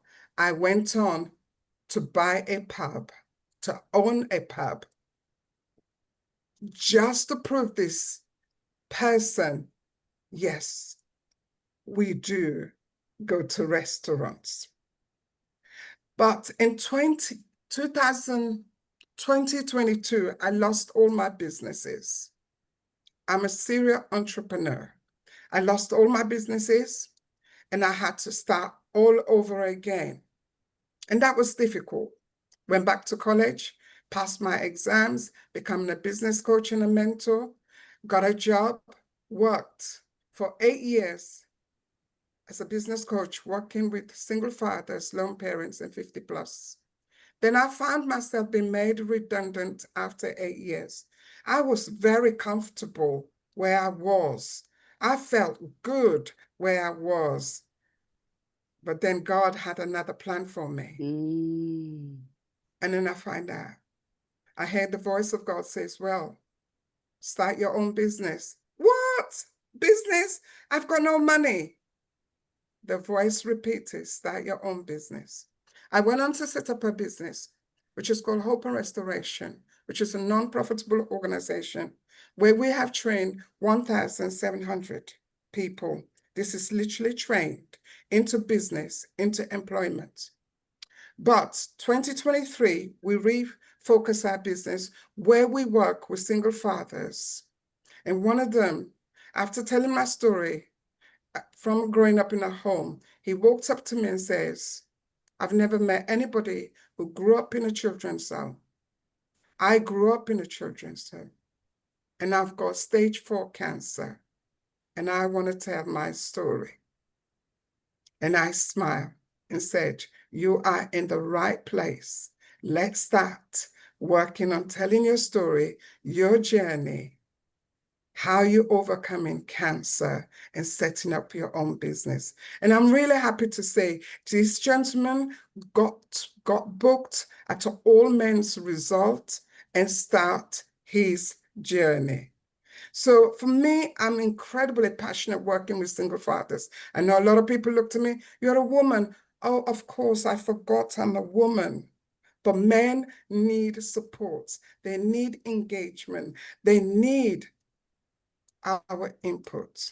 So therefore, we work solely now for single father, inspiring them, motivating them to become the best fathers that they can be, and above all, to be the kings that they have been designed by God to be.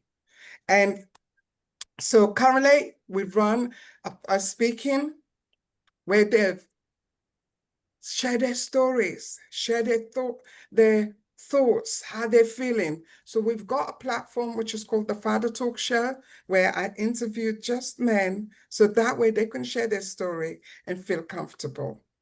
However, if you ever wish to want to join any of our programs, you've got a story to tell, you want to inspire our men, do let us know, because we would love to interview you.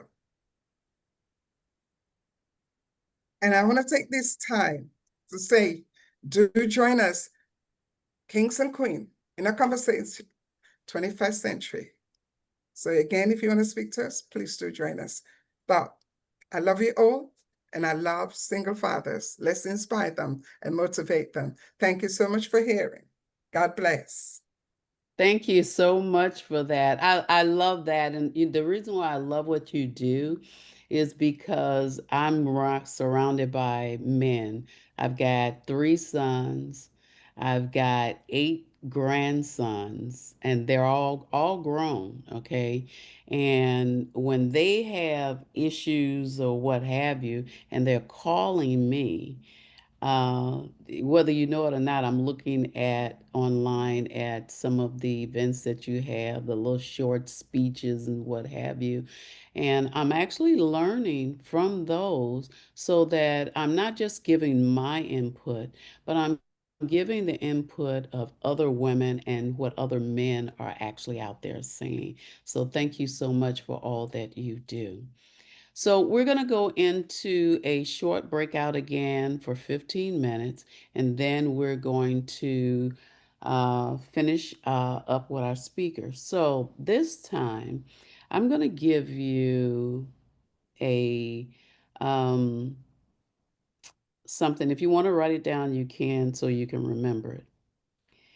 If you could instantly download one new skill from Heaven's App Store, what would it be and why?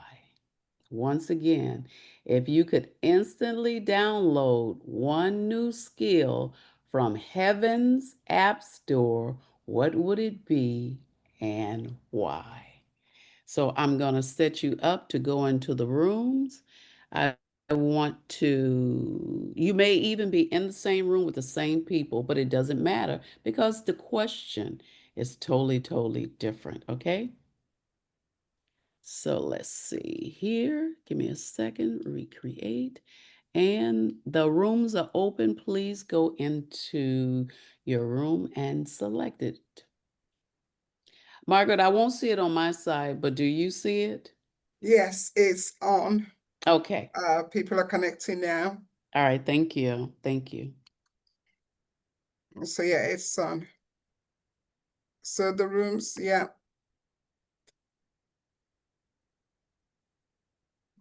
I know the staff won't go into the rooms, but everybody else should go into the rooms. Yeah, absolutely.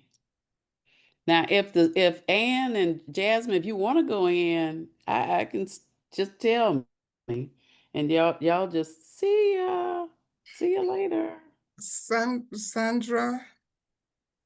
Okay, we got a few people. One. Okay, you're number one, because one thing I would say, an empty bag cannot pick a full bag. So you are the full bag. So they're the empty ones cannot pick you up, but you can later on go and pick them up. All righty. Thank you. So put that out the way.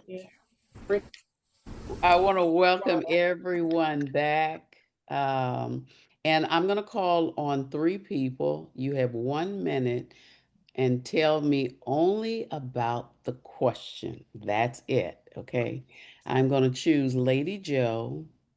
I'm going to choose Dr. Lawana Parker. And I'm going to choose Inspired to Heal with Jeanette. So, Lady Joe, what did they talk about from the question? What are they downloading from heaven? We had the best breakout session since I didn't talk on the first one. We had the best this time and the last time. So in my room, I was in the room with Jasmine, Nikki, and someone else that did not open their line. I'm looking for the name. I forgot the name. But Jasmine, Nikki, and I had a wonderful discussion, and she suggested that we're going to download a faith app from heaven. If we could download a faith app. And I'm like, is that a skill? And my mind is on technology, but she carried me another way. I said, well, I don't know what's on Dr. Ross's mind, but she said faith. I said, I'll buy that, because then we said, well, if we could download faith, because you do teach people to believe, so it's a skill, then you would never give up. You would never faint. You would never grow weary. We said you will always be hopeful and expectant of a positive solution. You will be joyful and you would lead a peaceful life, but because you would walk around with that cliche that says, this too shall pass, because of your faith in Jesus Christ. Thank you. Thank you. Thank you. Okay, our next team speaker. What are you guys downloading in your breakout room? Which one did you call on? You. Well, I guess since I opened my mouth, it'll be me. Yeah.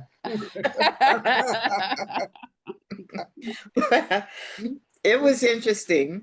We had one person who thought it would be good to download foreshadowing, so they would be aware of things that were to come and to take place. Another would download apps that would help them be more visibility, be more out there. And we had one. I kind of missed what it was, but I think she wanted to have more faith in the world, more understanding, and mine was to be a better storyteller so that I could affect people in a positive way. And so it was interesting. And then, of course, because we had so much time, we went into talking about some other things as well. And I really like how each person seemed to want to be a better individual, and they wanted to help others as well, to be able to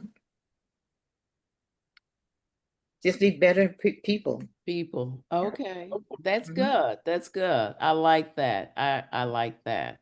And then our third speaker, group speaker. Hello. Hello. Hello. Well, in our group, we had three interesting things.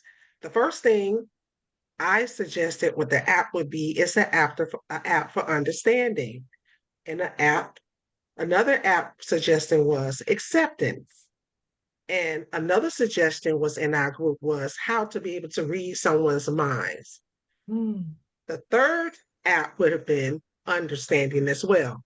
So we all agreed that in order to help someone move past whatever it is, our first topic was the young lady was talking about how to accept people who has passed away. She felt like the people who were doing the work in their life passed away premature, and she wanted to be able to ask the question to the Lord, well, why are these people get a chance? You take the good people, believe the.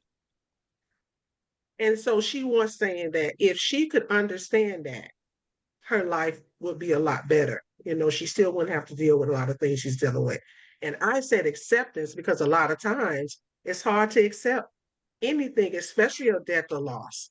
So I would ask God for understanding so I can move past whatever it is, which is my mission and my purpose, how He would want us to live and move in this earth to help others.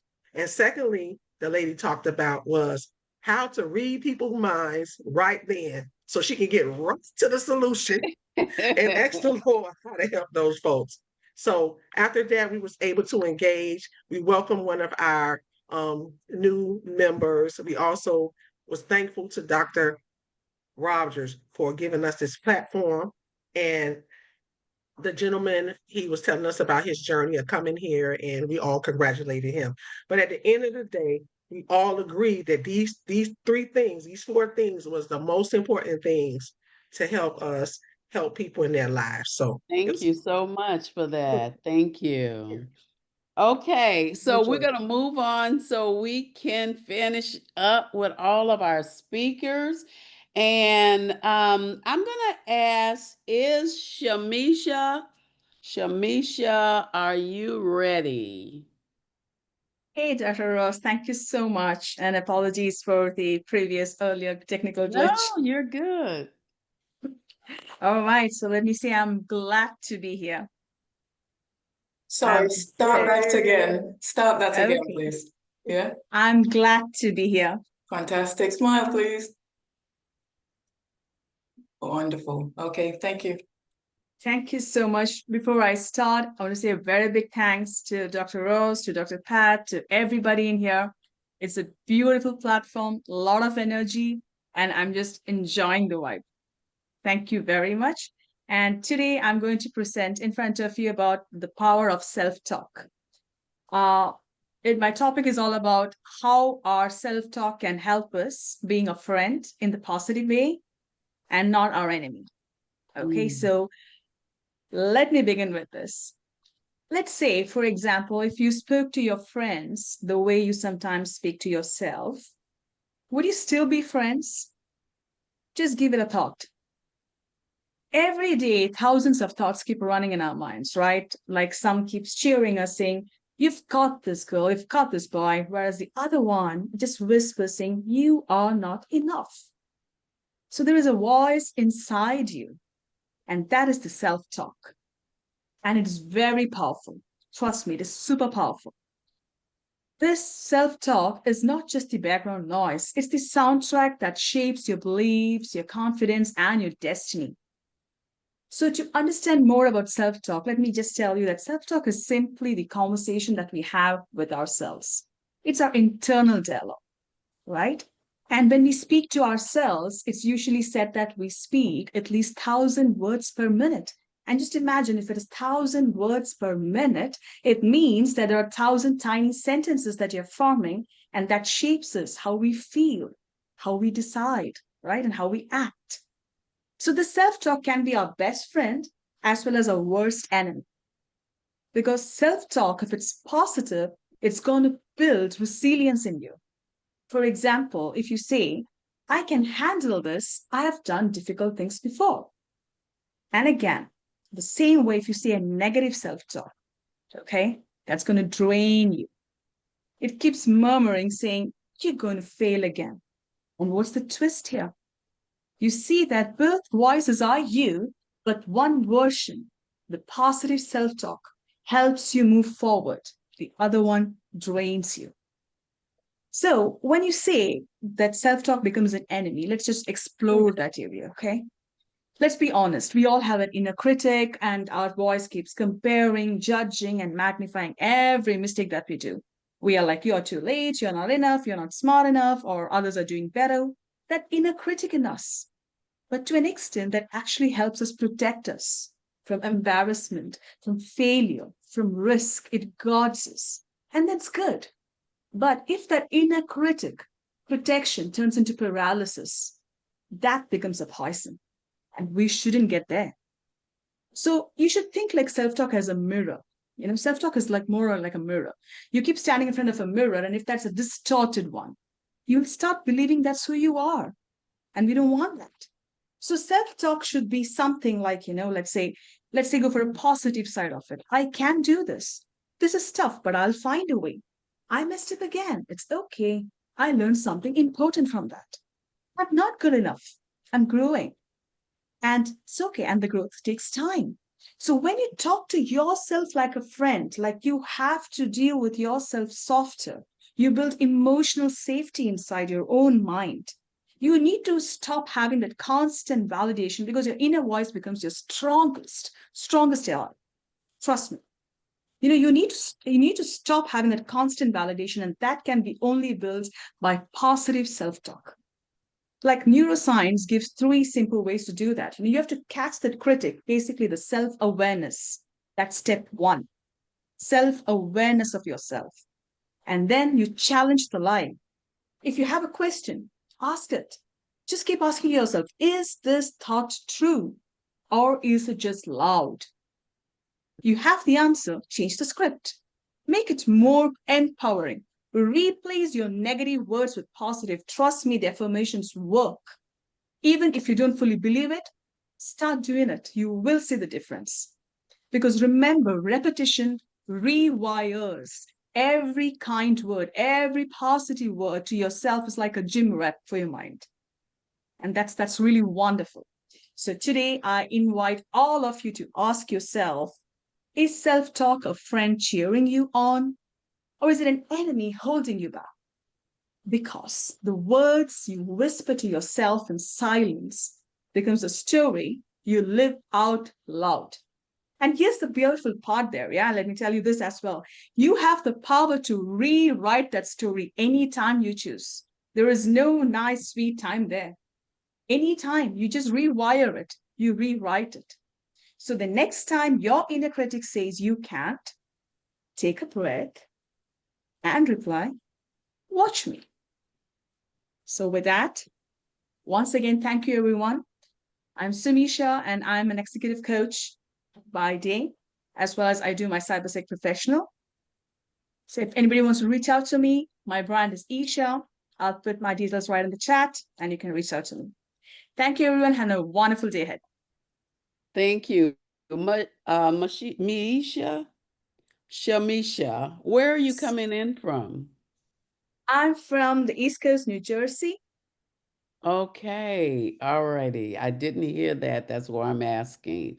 So we are now going to call to the platform.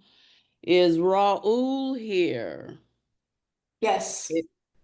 Okay. Hello, I'm here.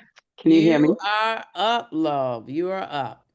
Wow, I just wanted to say, as we're about to start the last speakers, I think it's Alicia. That was amazing because it was mind-blowing, and I just wanted to follow in with it. So if you want to start the clock, I can go ahead. Hey, Rahul, before we start, I'd like you to smile for me so I can take a picture of you. Sure. Thank you. Yeah, I'm done. Thank you. Okay, where do I see the clock? It was there all the time. Oh, there you go. Hello, Anyone everyone. that has their mic open, please mute yourself. Please mute yourself. I'm just going to You there? check and then mute everyone. Sure, no problem. Okay, Rahul. And start the clock again for Rahul, please. Yeah. Thank you. Welcome, Oh, Rahul. Thank you all. Thank you so much, Margaret. Thank you, Anne. Thank you, every one of you, for being here. Like, I'm looking through, I'm on my phone for the first time doing a Zoom in a long time, and I have to scroll through to see the beautiful smiles on the faces. You all know I'm no stranger to Dr. Pat's events. I'm Rahul K. Maharaj. I'm part of our amazing #1 bestseller, and I just love what I'm hearing today. You know what I mean? Uh, life is like this, and I see it like this. Do you know, without having schizophrenia or without having a split personality? Yeah, I know I say raw and Mr. Trauma Talks and stuff like that, but the guy that I see in the mirror, sometimes I could see the guy that they used to say that was ugly. I could see the guy with the messed up face, or the guy who had a bad voice. So sometimes, if you don't listen, as she rightfully said, if you don't listen to that inner voice, that the one that started loving you and understanding you, you would continue to hear those voices. You see, and it all comes down to part of the thing of letting go from the past. The things that happen, the baggages that we carry along, we have to let that go. It's all part of my talk tomorrow, but let's give you a little break in it here. Is many people hold these things in their mind because where are we carrying it? We're not carrying it on our shoulders. Trauma, if you go for a massage by a masseuse and they touch you someplace, you might scream out, ah! You might think it's just your muscles sore, but would you believe it could be trauma stored into certain parts of your body? And this is the things that when I say, if you do not let go, if you do not forgive, if you do not allow yourself to forget during those moments, it is carried with you. During the book, I know I was going through so much amazing stories, like my girl Margaret there. I would have never known this strong, beautiful woman went through such an ordeal, and how she took herself. And you have to understand yourself, love yourself enough to be able to pull yourself through that, because she could have stood. I mean, I don't have to repeat the story because many of you should have read it. And she pulled herself through. It's the same with many of us. If you go through life not accepting who you are here for, which is yourself, and the main purpose you're here for, you will forget. And by forgetting, you will allow these things to hold you back in life. You know how many people would take forever to finish a degree? We're not talking financially. We're not talking about different things. It's because of the traumas, because of the situations in their life, or even the ones that hold them back and pull them back down to know, what are you doing? Why are you studying psychology, Rahul? Come on, you have a computer degree. Doesn't it work for you? But this is where I am today, Mr. Trauma Talks. I love learning about human behavior. I love understanding the human nature. Like when I see Dr. Luana Parker, I am like, oh my God, how does she do it? How did she do it? But I understand. Just recently, I'm telling someone that's very close to me, I don't even understand. Supposed to start saying, I stop pulling myself out of the mud and start pulling myself from under the rubble, because that's how tough every day happens. I'm sure every single one of you here, every one of you on today, I want to thank you for coming together here, because at the end of the day, every single thing that you say, every single thing that you share, you help someone else. And one of the things that I think is, Alicia, if I'm pronouncing your name wrong, please forgive me. I just got in and we had a really crazy morning. We were supposed to catch a flight at 6:30, and we just got here. The flight left like around, I think, 10:30 or something like that. But one of the things I would leave you with here today is to connect with what she said is, always remember, you can, you shall, you will. And if you could put that together nicely for yourself, you will be able to pull that and pull yourself through anything. Because knowing and believing that I can, I shall, I will, you will be able to do it. And remember, those of you, just because I will leave you with this tomorrow again. But before I leave you today, remember this: the day you feel down and out because your phone internet is not working, because your lights went out, because you couldn't catch the bus on time, because your outfit got a rip on it, remember, there once was a man who had the blues because he had no shoes. Down the street, he met a man who had no feet. Just like every one of you, we want something from life. We actually work for it. It doesn't happen in time. And when it takes time, I want you to remember what is meant for you shall never pass you by. And what passes you by was never meant for you. You guys can find me, Mr. Trauma Talks com, Mr. Trauma Talks on Instagram, Facebook, everywhere you can find me, Mr. Trauma Talks. And this is Rahul K. Maharaj. I'm in the book with the story, which I will continue with tomorrow. The longest rope has an end. And to all of you, thank you for having me at Dr. Pat. I'm in my room waiting to come downstairs to see you. And Gail, Margaret, Tamara, all of you, rise here, just waiting on all the rest of you, just to give you guys a hug and let's have an amazing time in Atlanta. Thank you all. Thank you, thank you, thank you. At this point, I am going to turn the platform over to Margaret. Dr. Margaret, take it away. Thank you so much, Dr. Ross. Thank you. Really appreciate you. And Rahul, welcome. We're glad that you made it. All right. Come on, let's just shake some hands. It's been a journey. Come on, how you feeling? Wow, that's it. That's it. I'm feeling good. I'm feeling good. I'm feeling good. Okay, now let's get our next speaker, Sandra. Sandra Noble, are you here? Sandra? I saw Sandra Noble I earlier. thought she was here, but she dropped off. Oh, she's here. She's here. Oh, she came back. Okay. Okay, welcome, Sandra. Yeah, I didn't unmute. I'm saying, yeah, I'm here. Okay. And I'm so happy to be here.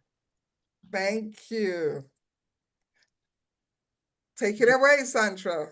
Sorry, Sandra. One more time. Please smile. Thank you. Yeah, that's great. Thank you. So you're a Dr. Jekyll, Mr. Hyde, she said. To me, Sandra Noble, transformational life coach, enlightened spiritual being. How dare she? I was stunned. Have you ever been blindsided by somebody's assessment of you? The real question is, what is your assessment of yourself? My topic is take off the mask, become unstoppable. And I'm going to talk about something that successful people quietly wrestle with. It's called imposter syndrome. And since it's October, we'll start here. Imagine being at a Halloween party. You show up in costume and everyone's trying to guess who you are. It's fun because it's temporary. But what happens when the mask never comes off? That's what living with imposter syndrome feels like. Pretending, hiding, waiting to be found off, out. The party's over. You show up in the boardroom or the classroom or on Zoom with confidence and a smile, but inside a voice whispers, what if they find out I'm not as good as they think? Who am I to lead, to coach, to charge that much, to dream that big? The inner critic, the voice that says you're not enough, isn't your enemy. It's a signal. So let's unmask this together with 3 powerful truths. So truth number 1, feeling like a fraud is a sign you're growing. Imposter feelings don't show up because you're broken. They show up because you're becoming more. Every time you step into something new, launching a new program, raising your prices, speaking on a stage, your nervous system shouts, warning, you've never done that before. But that's not danger, it's growth. Every time Everyone is an imposter the first time they do something. They aren't frauds, they're power pioneers. Reframe it. You're not an imposter, you're blazing new trails. Feeling uncomfortable doesn't mean stop, it means you're right on time. Truth number 2, your brain is your biggest competitor. Train it to work for you. My accuser I mentioned at the beginning was fearful because she thought I was a competitor. Most people think their competitor is out there, the person with more clients, more credentials, more charisma. But the real competitor is in between your ears. Your brain remembers every criticism, every rejection or failure, and replays it on autopilot, keeping you playing small. You can't delete the memories, but you can retrain your brain. Have it remember the good and your successes. So, one thing you can do is notice what you're noticing. When the thought comes up, I'm not enough, see it for what it is. It's just a thought, not truth. Take a breath, slow down your nervous system, ground yourself in the present moment, and choose a new identity. Instead of saying, I'm not ready, say, I'm learning, I'm leading, I'm becoming. And then take action, because action is the only way to build real confidence. You don't think your way into belief, you act your way into it. Truth number 3, confidence comes from remembering who you are. Imposter syndrome comes up because you've forgotten the magnificence you were born with. When you doubt your value, take time to write down all your wins, big or small. The client you helped, the project you nailed, the time you spoke up when it scared you. Seeing those victories in black and white reminds you that you've earned your place in the room. Next, set achievable goals so you can have small wins. And that sets up momentum. Maybe it's reaching out to a new prospect, launching a workshop, or sharing your story online. Each steps out of your comfort zone builds evidence that you're capable, and that's how unstoppable confidence is created. So, yes, people might judge you, some won't understand you or your vision. It's okay. Rejection won't kill you. But remember, you are whole, perfect, and complete, and you have gifts that the world needs. So, the unstoppable shift, you're not an imposter. Remember, you're expanding. Your brain isn't the boss, you are, and your confidence grows every time you take brave, aligned action. So be the pioneer, take off the mask, because the world doesn't need another polished performance. It needs your authentic power. And so to help you start, I've created a free imposter syndrome workshop, your step-by-step guide to unmasking self-doubt and connecting with your unstoppable self. So you can email me at sales@nobleadvantage.com, and I'll send you a link to grab that. And also, for a few people, first 5 people who downloaded, you also can receive a Dream Jumpstart Strategy session with me, a $300 value, but it's completely free to you. We identify what's holding you back in the strategy session, clarify your next step, and ignite the confidence to go for your dreams. So the only one who can stop you is you. So whatever you do, take off the mask, step into your brilliance, become unstoppable. And I am Sandra Noble, a transformational life coach in the Atlanta, Georgia area. Thank you. Thank you. Thank you so much, Sandra. That is a beautiful message. Thank you. Appreciate it. Please put your contact details in the chat. Okay. So, right, we're going to move along to our next speaker, Peggy.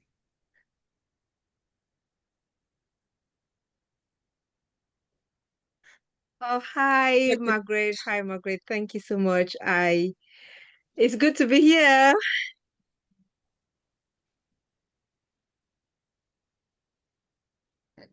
Thank you. Okay. I hope she got that. So I will proceed. Yeah, so today my topic is on the needed change. And I will begin by just sharing with you a little bit about myself. So on the 21st of August 2017, I did something extraordinary.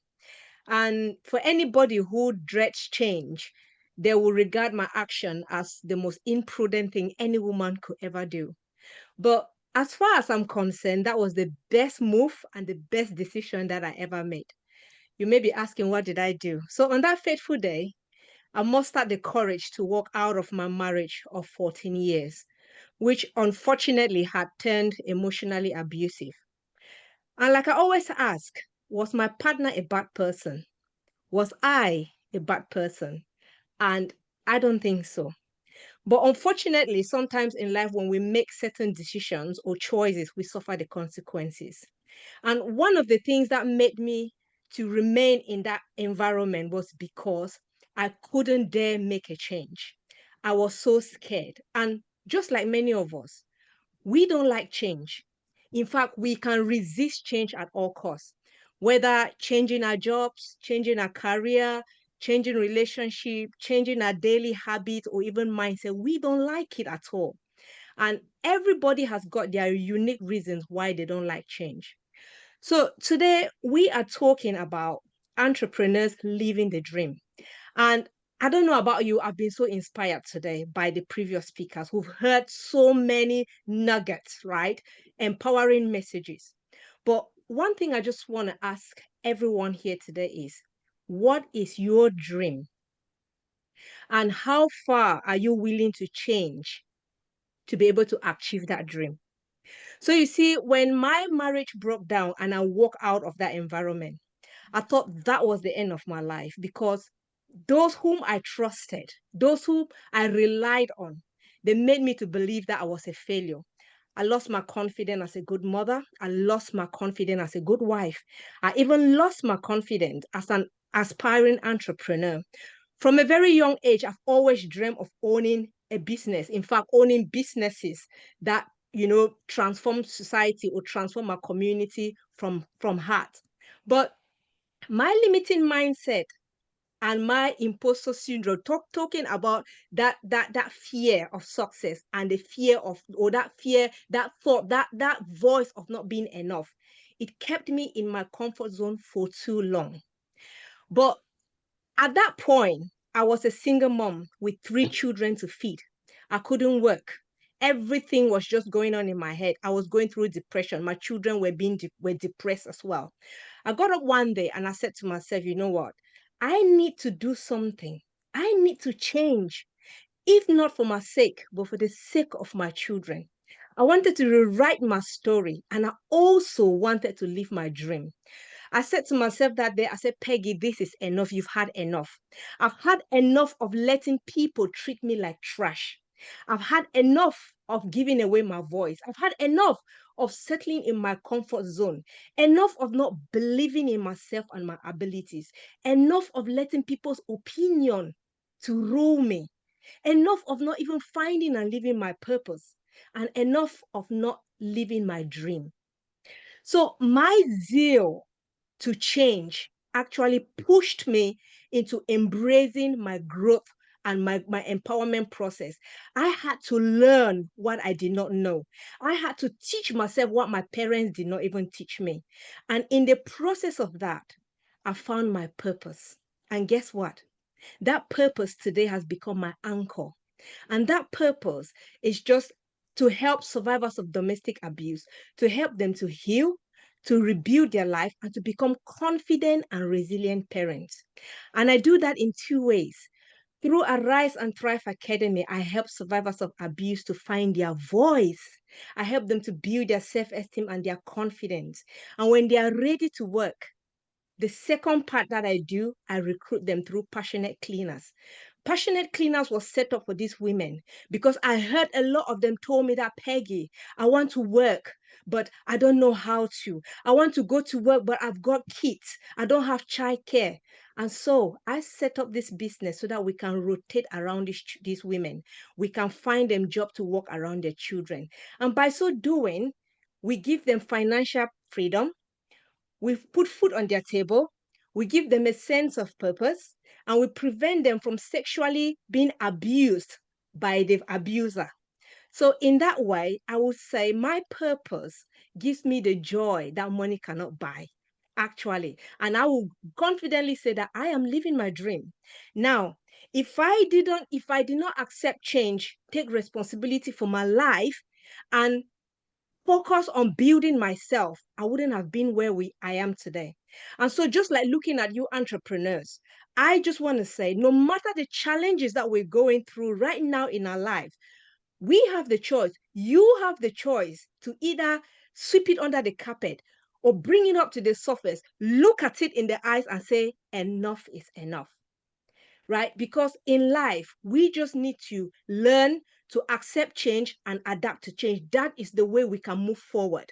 Otherwise, we can come here today, hear all this motivational speaking, hear all of these things, then we go back home, nothing happens. We need to do something. We need to change. And don't be scared to start all over again. So in conclusion, I always say, if you can choose to see the gain in your pain, you can turn that pain into gain. And you can live your dream again. Thank you. I'm Peggy Barre. I'm a survivor empowerment coach, and you can find me. I will put my details in the link below and we can connect. Thank you so much. Thank you so much, Peggy. That was awesome. Thank you. Thank you. Now we move on to our next speaker, Annette Cameron. Annette Cameron, come on down. Are you in the platform? I am here. Thank you. I'm so happy to be here. It's a wonderful opportunity. I am local to the Atlanta area, so I want to first thank you all for traveling in to make this wonderful event Dr. P has put together for us, and thank you all for having me. I'm glad everyone had safe travels, although some delayed, but safe travels nonetheless. I am going to be fairly quick. I just want to express something. And the reason I'm going to be quick is because you guys have been hearing it throughout the day already. So what I want to talk about is fuel for your rocket. This fuel is called premium resilience. So ladies and gentlemen, coaches, dreamers, entrepreneurs, and builders of tomorrow, because that's who we are. Let me remind you of something very powerful. Your life is your rocket, but what you put into it determines how far and how fast you're going to fly. So let's think about it for a moment. When you fill your body and your mind with garbage, junk food, toxic conversations, negative talk, which we've heard some of today, mindless scrolling, distractions such as social media, the side effects show up everywhere. You're going to feel sluggish. Your energy drops. I call it low E. Your energy drops. Your focus disappears and you focus on trivial things instead of your goals. Suddenly your dreams just don't feel urgent anymore. And you tell yourself, oh, I'll do it tomorrow, or I'm going to reset. But tomorrow never comes. The reset never happens. And your passion just goes because now you're stuck in this cycle of procrastination, self-doubt, and all those things we heard about today. So you stall out at the stop sign on the way to living your best life. But here's the truth. Rockets are not meant to sit still. They are built to launch and soar. And if you want to accelerate into the best version of yourself, then you've got to fuel your rocket, your body, your mind with nourishment. You got to fuel your mind with knowledge that you can use to go further. So once you filled yourself with the things that you need, true nourishment in the form of food and knowledge, and then you're strengthened, your focus comes back. So when you eat foods that drain you of your energy, when you absorb things that are negative and contradictory to your goals, then you're going to feel weakness. You're going to feel sluggish. You're going to feel that imposter syndrome. So you want to you want to do things that will give you energy, give you life, like read books that stretch your imagination or your thinking. Listen to voices that lift you higher. Surround yourself with people who inspire you, like we're doing here today. That's the real fuel for your rocket. And it seems so small and trivial, but if you think about it, how much time do we spend scrolling when we should be focused? How much time do we spend watching our favorite shows when we should be focused? How much junk food do you eat in a day or week when you should be feeding your mind, body, and soul? Because when you do those things correctly, you can grind harder. You achieve laser-like focus. Your goals stay front and center. You move with unstoppable momentum and you go even further than you ever thought. You're no longer the person stuck at the stop sign. You're the one who hits the gas, breaks through barriers, and creates new possibilities for yourself and others around you. Don't let whatever your stop sign is, What whether did it you be get for doubt, lunch? Chinese food? whether it be doubt, fear, your past, your family, relationships, or your circumstances, don't let them hold you hostage. The world is moving, opportunities are passing, and your destiny is waiting. You don't have time to stall. You were built to move, to grow, to rise. And here's the beautiful part. When you fuel your rocket, when you push past your stop signs and step into the new version of you, the very same people who doubted you, they will have a different outlook, a different conversation with you, including yourself. Your self-doubt will go away. These people and yourself will see the transformation in you. They'll see you glow. They'll see that you have taken your rightful place, not in the shadows, not on the sidelines, but among the stars of resilience. So today I challenge you to fuel your body, fuel your mind, and fuel your spirit. Stop sitting or stalling out. Start moving. Baby steps count. Quickest way to walk a mile is to take the first step. Take your place at the top because the stars are not waiting for you, but they are ready for you to live your best life. The only thing I ask, when you do achieve your best life, never convince yourself that you have soared so high that you can't help someone else. So go fuel your rocket, be resilient, but don't forget to be a resource to someone else. I'm Arnetta Cameron of Cameron Consulting Partners and Women in Motion. I am a life coach, and I offer my services through both of my business affiliations, which would be consulting, executive coaching. I am NLP certified as well, and definitely a transformational coach on my Women in Motion side. So you'll hear more about that tomorrow. I will put my information in the chat and you can find me in the program tomorrow. Thank you. Thank you so much. Thank you. Truly appreciate you. Thank you. Beautiful message. Our next speaker, Janet Bass. Is Janet Bass here?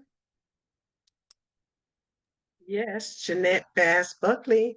That would be Thank me. you. Sorry about that. Hello. Sorry. Nice having you here. It's wonderful, and I'm so happy to be here. Thank you. Thank you for that. Well, sorry, Jeanette. Hold it again, please. It froze, my thing froze. Yeah, thank you. Thank you. Yeah, I'm done. Okay, thank you. Well, my name is Jeanette Bass Buckley. I am here. I am the founder of the No Grief Zone. This ministry was born out of my suffering of grief and loss, and wondering how was I going to make it through this loss. But oftentimes, when we find that we are dealing with grief and loss, we know that God remembers us. In Psalms 34:18, the Lord is close to the brokenhearted, and he saved those who are crushed in spirit. I had to remind myself of that. So the No Grief Zone was created to make a safe space for those who have experienced grief and loss, those who want to have a sense of community, because without a community and peers who feel the same way, oftentimes we feel like no one understands, no one shares our feelings, no one quite can identify with our loss or the pain that we're experiencing. So what I do with the No Grief Zone is facilitate meetings, one-on-one coaching. I provide you with tools to push past the pain into the purpose that God has created us all for. One thing we got to realize is grief goes on, but if we're grieving a loved one, the love never dies. As a matter of fact, when you have someone or something that you have lost, you also have to think about what was it that God was teaching you during those moments. I have been a social worker for many years in the in-life industry. And all of the caregivers that I've met, families, doctors, none of their titles, none of their money, none of anything that they ever had could prepare them for the caring of their dear loved one. So I oftentimes tell them, where is your faith? Who have you put your faith in? What is the Lord teaching you through this scenario? Or teaching you that you need to teach someone, because I also believe in educating others on real life situations. So this is why this platform was created, for a safe space, so people can come and feel that they don't have to grieve alone. They don't have to go through it alone. It's a faith-based organization where we make sure that the Lord is the primary source of our resources to our healing. And healing is an ongoing thing, and you can heal. I'm a believer. Having lost my mom and my dad in the same year, suddenly, I felt like my whole world had stopped. I felt like nobody understood me. I was angry. I was anxious. I was I was pretty much mad at God, and I questioned him, and I didn't understand. But through his grace and mercy and praying, getting back into churches, talking to coaches, coming from a therapeutic standpoint, me mentoring and doing all the things that I do, I had to deal with all of that.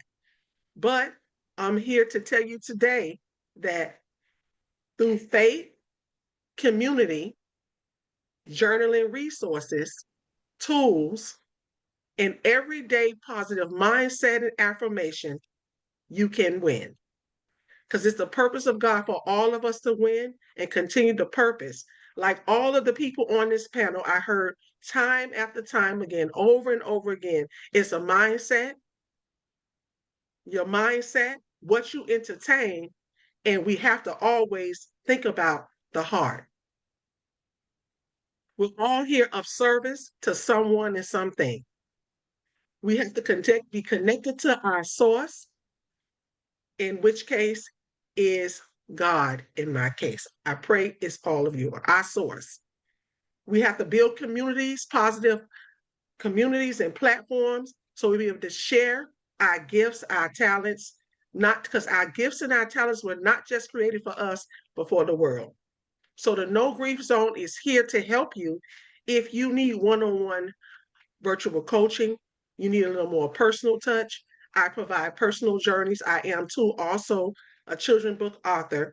I provide courses for families to teach them how to work with their adolescents, to be able to show them what that behavior looks like when they think that that child is just crying or want to be isolated from the world as a result of a loss of even their pet. Yes, we provide pet counselings as well, because a lot of times people's pets are their families. And sometimes it's often unaddressed. People think people are just not want to be themselves, or they're just playing games. But I'm here to tell you, your pets are too your family. So join us in the No Grief Zone. I provide plenty of tools, a lot of faith. We have a lot of faith. I encourage you to join our community circles, online or in person. I create workshops where you can come. It's a safe space to teach you some journaling tools. And also, we have memory things. It's also good to memorialize and give homage and tribute to your loved one. Again, whether it be a pet, whether it be a friend, but grief is not just subjective to a love of a lost one. These days, people have lost their jobs. They have even lost their self and their self-esteem. We help and we work with you with that. So again, my name is Jeanette Bass Trigo. I'm based in Miami, Florida. And please come join us at the No Grief Zone, where healing begins. So come join me so we can heal together. That's what I have today. Come see me at the workshop. It's my pleasure to be here. Oh, wow. Thank you so much. Thank you. Thank you. That is absolutely awesome. Thank you. Now we've got our own very speaker, special lady. Love her to bits. Now, Franca Christabella. Franca, are you here? I'm here, Margaret. I'm here. Come on down and tell your story. Oh, hi, everyone. I'm so excited to be here. Is that okay? Your smile went away, so do it again, please, and freeze for a few seconds. Oh, Yeah, go on. Yeah, okay. thank you, Fanka. Yeah, I'm done. Okay, thank you so much. So, hi, everyone. I'm Fanka Christabel, and I'm the virtual strategist here at Unity in Service. Today, I would love to share with you all how virtual event support can help you save time, reduce stress, and scale your business faster. You will agree with me that one of the biggest challenges of every entrepreneur, coach, speaker, and more is getting consistent clients. But I think that there is one underused tool that most people do not know about, and that is virtual events. But the truth is, just the thought of hosting an event like this one we are in make many entrepreneurs, coaches, consultants to freeze. Why?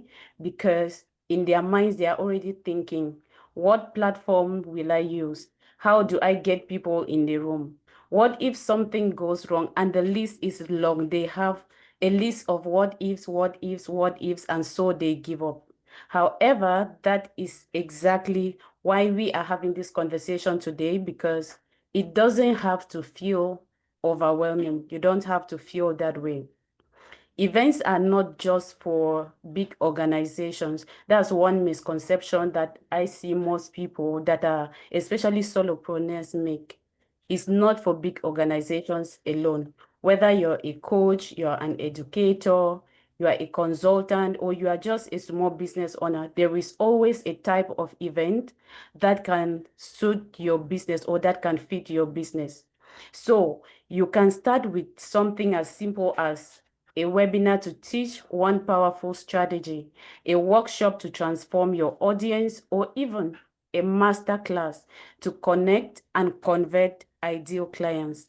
For example, Jasmine here is the founder of Jewel Digital, and she helps entrepreneurs master social media platforms.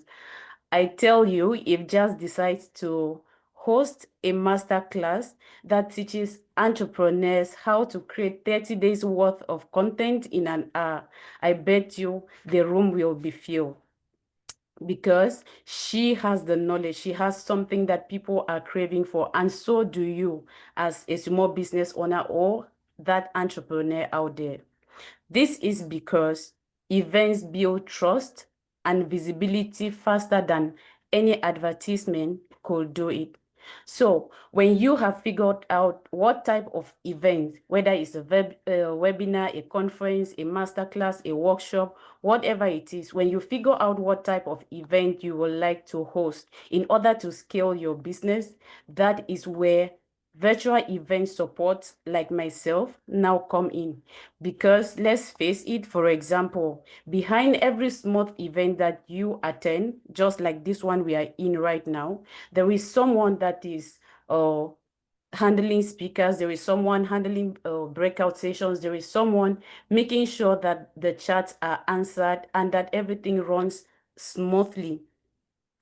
even for this very event, like I earlier mentioned, think of all the reminders, think of all the messages. I guess almost everyone in this room somehow must have gotten a message on a Facebook Messenger or an email, just any kind of follow-up from either me and or any of the Unity in Service team. And that is exactly the kind of virtual support that I'm talking about. However, that is not the only thing that virtual event support can help you with in order to scale your business. There are others, like I earlier mentioned, tech management. I'm talking about breakout rooms. I'm talking about spotlighting each speaker, like we have been seeing from the start of this meeting. There is a way that a speaker engages with the audience when they are spotlighted. You're able to see the person talk, you're able to see the movement, and it kind of builds engagement and trust. I'm talking on muting, screen sharing, checking where noise is coming from, and just having everything under control so you do not have to worry. There is also speaker and guest support. Virtual event support can actually help you by onboarding your speakers or setting up your event registration platform. We do that here in Unity in Service, where we just have to set up the event page and Dr. Pat just goes in to check if everything is confirmed and it goes live. That is the kind of support I'm talking about. Then thirdly, what they can help you with is event promotion. You all, I think, have been receiving tags from the entire Unity in Service team, tagging you on all platforms from Facebook, LinkedIn, TikTok, Instagram, and so on, whichever one you are in. That is just a way what event support can help you. You don't have to do it all alone. I mean, you can spread your wings by using virtual event support. Also, the fourth way they can help you is through chat moderation and engagement. Recently, I made a post for most people that follow me here on Facebook. I just asked a question and I was like, what is the funniest thing that has ever made you leave a Zoom meeting or a virtual meeting without completing it? And I was shocked when some people commented saying that they posted something in the chat, they were asking questions and the host did not answer them. And according to them, they felt like the host was ignoring them. And that's exactly what I'm talking about. When you host events and you have support, it is their job to do that. It can be really difficult to be hosting and at the same time you're doing all the work, you're checking the comments, you can't see everything, you can't always catch everything. The fifth one is post-event follow-up. This could be sending thank you emails, the replays, follow-up messages on the offer that you make during the event. The seat one could be taking attendance. For example, right now, as we are on this platform, I've been taking attendance of everyone that is on the platform. Why? Because at the end of the day, you do not want to send thank you emails to people that did not even show up for an event. I have experienced that and it kind of felt off to me. I registered for an event, but unfortunately I couldn't attend, but was shocked when I received a thank you email thanking me for making it to the event. And that doesn't make you look good. It doesn't look professional. So a virtual event support actually helps you to take attendance of everyone in the room so that at the end of the day, you are sending thank you emails to those that were in the room and following up with the right people so that you are in control of what you are doing. Also, let me share a few mistakes with you from I have been supporting virtual events on different types of events, from conferences to night vigils to training sessions, webinars, and so on. In the past 6 months, I have supported different types of events and also attended those that I wasn't supporting. And here are some of the mistakes that I noticed that entrepreneurs that are already hosting events make. The first on my list is only showing up when you have an event coming up. People actually notice your presence. And when I say showing up only when you have an event to promote, I mean social media. I mean, we all here are on social media, and you agree with me that social media is one of the greatest tools right now where everyone promotes their business. So you can't only show up there when you have an event, when you have something to sell. People take it as you trying to exploit them. They don't feel there is no connection. Even if your event is free, they still won't have the interest to come to that event because there is no community, there is no bonding, there is nothing. So if you're already hosting events to sell your business, try to show up as much as possible, build a community. The second one on my list is showing up for others. There is no one that is an island, I tell you. If you're considering using virtual events or what kind of events for your business, I will advise that you show up for others, because when you show up for others, there is this tendency, people feel indebted when you do things for them. So when you show up, they will actually return the favor. If you have noticed,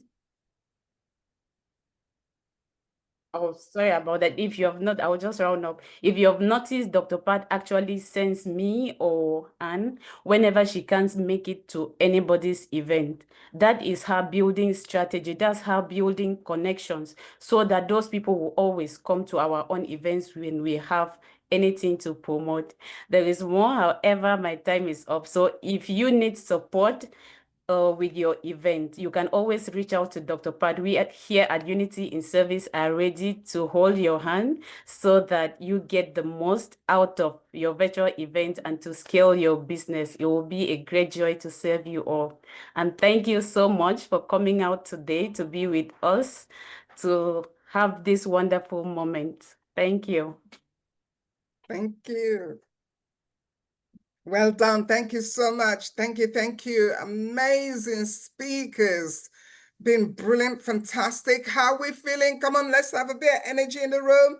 Come on, shake your hands like you just don't care, like Dr. Pat says. So come on. Okay, what we're going to do next is that for some of you that have not had the opportunity to speak, we're going to give you a few minutes to introduce who you are and where you're from. Okay, and now I'm going to call on Anne to come on down and take over. Thank you so much. Okay, we've had such an awesome lineup of speakers. We've all been able to learn one or two, but I want to give my accolades to Fanka. Fanka, you did so well. You did so well. I'm so proud of you. I'm so happy. And yeah, let's get into it now. So like Margaret rightly said, for those of us who have not had the opportunity to speak, now is the time for you to tell us who you are, where you're zooming from, and what you do to serve humanity. Please keep in mind to make it short, make it snappy, so that all of us can have a go around. So I'm going to be calling everyone in the order that I see it from my end. And once I call your name, please step up to the podium and answer the questions. Absolutely. So And I'll be doing the timing, each person 1 minute only. Nice. So get your 60 seconds infomercials ready. The first on my list is Beverly Howard. Are you here, Beverly? Good evening, good afternoon. I'm sure this that time at some point. My name is Beverly Howard, and I am zooming in from New Jersey. I am a public speaking coach. I have been speaking and helping speakers to get confident on stages for over 10 years, and I'm building my business, and I love the opportunity to come and listen to all of the speakers. I had a great time. I wrote down a lot of notes, and I am looking forward to connecting with each and every one on LinkedIn and wherever you are. So again, I'm Beverly Howard, zooming in from New Jersey. Thank you, Beverly. Thank you. It's always such a pleasure to have you. The next on my list is Brenda Akan. Brenda, are you here? Yes, I see you. Yes, I'm available. Thank you so much, Anne, and thank you to everyone. I'm Brenda Achan from Uganda. I support Dr. Patricia Rogers and Unity in Service to do promotions for all the events that we always hold here. And I'm so glad to have you all on the platform. Apart from supporting and promoting the events, I also sometimes do work as an affiliate marketer for other companies. So in case you need support in promoting your program through virtual platforms, Brenda is always available to provide a hand, to lend a hand. Thank you so much once again. Thank you so much, Brenda. The next person on my list is Arnetta Cameron. Are you here with us? I'm here, but I did have an opportunity to speak. Thank you. You're welcome. Next person is Shell Lamb. Are you here? I am. My apologies about my camera. So my name is Shelly Lamb. I'm zooming in from Atlanta, Georgia, so right here. I'm a LCSW. I work at the Atlanta VA. I've worked in the homeless program, and I'm currently in suicide prevention and a program manager. I have also worked in the hospice field and also in nursing home. So will be there tomorrow. I am also a Mary Kay sales director. I just became one a year ago. So I enjoy coaching women and helping them to become their best selves, not just with makeup, but internally as well. So, and I look forward to meeting you. Thank you so much, Shelly Lamb. Next person on my list is Dr. Lawana Parker. Is she here? Okay, I see her. I am here. Thank you. Hi, I'm Dr. Lawana Parker. I am a speaker, published author, and I work with women, helping them to heal through the process of journaling or creative writing. As I always find it very amazing, the changes that come through people when they can put words on paper that they may not be able to say to outward to others. If you want to reach me, I will have my information in the chat. And I am very happy to say I have finally published my very first romance story. So you can support me by purchasing a copy of it today. The link will also be in the chat. Congratulations. Thank you. Next on my list is Ifeyinwa Immaculata. Ifeyinwa, are you here? Yes, I'm here. Hello, everyone. Good day. I am Ifeyinwa Immaculata, a social media manager at Unity in Service. I promote the online visibility of business brands. Remember, your online visibility is my top priority. You can reach out to me if you need anyone to manage your social media. I will leave my details in the chat session. Before I forgot, I'm a Nigerian. Thank you so much. Thank you so much. Next on my list is Jerry Caspel. Hello, everyone. I'm Jerry Caspel. I'm a singer-songwriter, a published poet, and a distinguished Toastmaster, and I serve humanity by continuing with my music on my YouTube channel that the wonderful Jasmine Ofori has been supporting me to put videos behind my songs, and it's a tremendous blessing of her support. Can I get a smile, Jerry? Can I get a smile? Thank you. Yeah, I'm done. Right. Thank you so much, Jerry. Next is Carlissa. Carlissa, are you here with us? I'm here. Can you hear me? I'm here. I can hear you. Yeah. Hello. I am Carlissa Stansberry. I'm zooming in from Atlanta. I came here from Peoria, Illinois. And I am a creative graphic designer. I basically want to start a brand to promote your business or whatever you're doing. If you have like a summer camp or something like that, I want to use my vision, my creative vision to design you something, a shirt, t-shirt, hoodie, jacket, whatever to promote your brand. And I'll leave my information in the chat, and I look forward to connecting with anyone that needs me. Thank you. Thank Smile, you so please. much. Smile.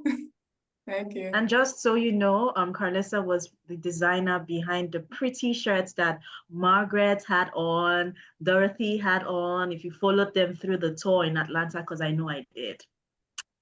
It was Thank such a fun you. time. I saw statues, I saw buses, grasses, trees, everything. Yes.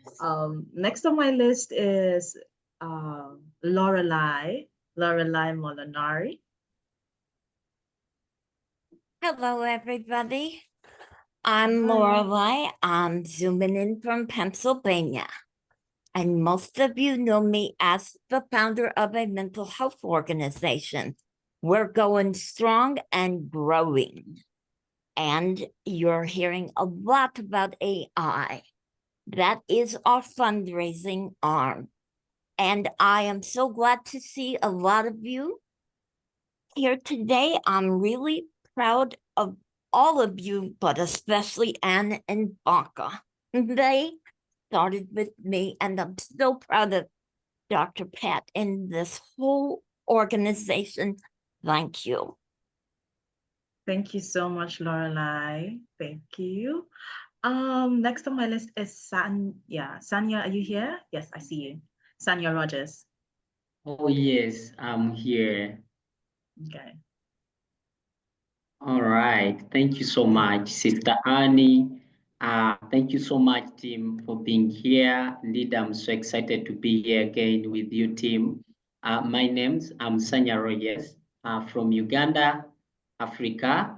I'm a medical student and Unity and Service. I serve as an event promoter and in Geo Digital by Sister Jasmine Ofori. And to anyone who would like to promote his or her event, I'm always there. And I'm so super excited to be here with you, team. Indeed, it was an amazing day again to be here with you. Thank you so much. My friend Dorothy, Dr. Dorothy, Dr. Margaret, glory be to God. Thank you so much. Thank you so much, Sanya Rogers. A pleasure to have you as always. Tassama.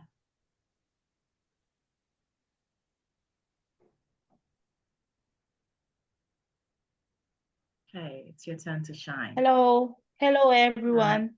I'm Tassama from Cameroon, Africa. I am a virtual assistant. I support Unity in Service and Geo Digital as an event promoter. Thank you once more for having me, and enjoy yourselves at Atlanta. Thank you. Thank you so much. And with that, we have done a round robin. I would like to say thank you personally to every single one of you who has been here and who is pushing us. So Margaret, back to you and Dorothy. Thank you so much. Thank you so much for that, and thank you. You've been amazing, amazing, amazing, and wonderful speakers.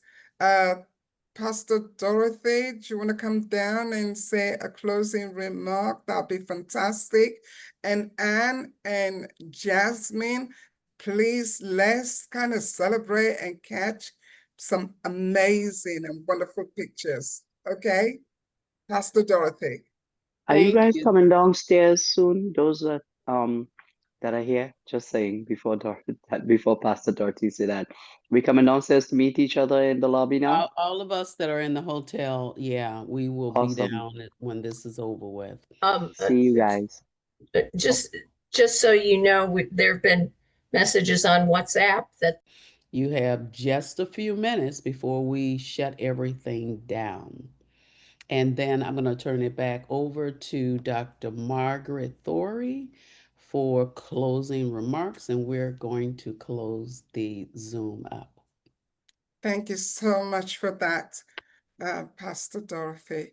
Now, the words say, respect must always be given to those who deserve it, and honor must be also be given to the person who deserve the honor. And I think every one of you in this platform truly agrees with me. We need to give a warm welcome, a well appreciation to Dr. Patricia Rogers. None of us today could have ever been in this platform if it isn't for her. Now, we are based in the UK, myself and Jasmine, and we came all over to Atlanta and we had an amazing time. But it was possible because of Dr. Patricia Rogers. And for me, I want to say to you, thank you so much, Dr. Patricia. You've been an amazing friend, coach, mentor, and a true person to know, because you have your energy, your enthusiasm, motivating, pouring into people, believing into people is what brought us all together here today. Gotta be honest with you. Live in London to come over here, and it's been a privilege and a pleasure. So we want to say thank you so much. You've done amazing and wonderful work. We appreciate you. We love you. You know, we're hugging you. Thank you. Open your Let's just hug mics, it. everyone, and let's tell Dr. Rogers thank you. Open your mics up. Thank Yes. you, Dr. Thank Pat. you. We love you. We Take love care. you. Dr. Rogers. Thank you. Thank Dr. you. Rogers. Thank you. Can you put us Thank on you, the Dr. full, Rogers. everybody We love as you. one? Can you put us all Yes, together? everyone is together as one. Yeah, so we can take that wonderful picture. I mean, I love me and Dr. Dorothy together here, but let's all come together as one on the platform. Can you put us together? Okay, let me see. Got what us. happened. Can I interject? Can I interject for a second, please? Lady Jo wants to take a picture with the beautiful Dr. Ross. So please, if I can put you guys together, then I'll take a photo before we end on the platform. Is that okay? That's fine. All right, okay. So I'll spotlight both of you. Thank you. They are here already. Oh, they're already spotlighted because it's not, Yeah. it's on gallery view. Hold on a second. Okay. All right, so let me remove Anne from there. Why is Anne and Margaret there? It should be just. Okay, strange. Okay. Okay, let me redo this. I will go back to speaker view. Okay, yeah, there we go. All right, give me your best smile, people. Thank you. And did you want to take one on your own as well, Lady Jo? No, that's fine. I just Are you noticed sure? that the other ladies were on with Dr. Ross, and I wanted to be on with the famous Dr. Ross. Thank you. All right. Okay. All That's right. fine. Thank you. Thank you. Thank you. Gallery. Let's take you. Okay, Okay. All right. Yeah. All Margaret. right.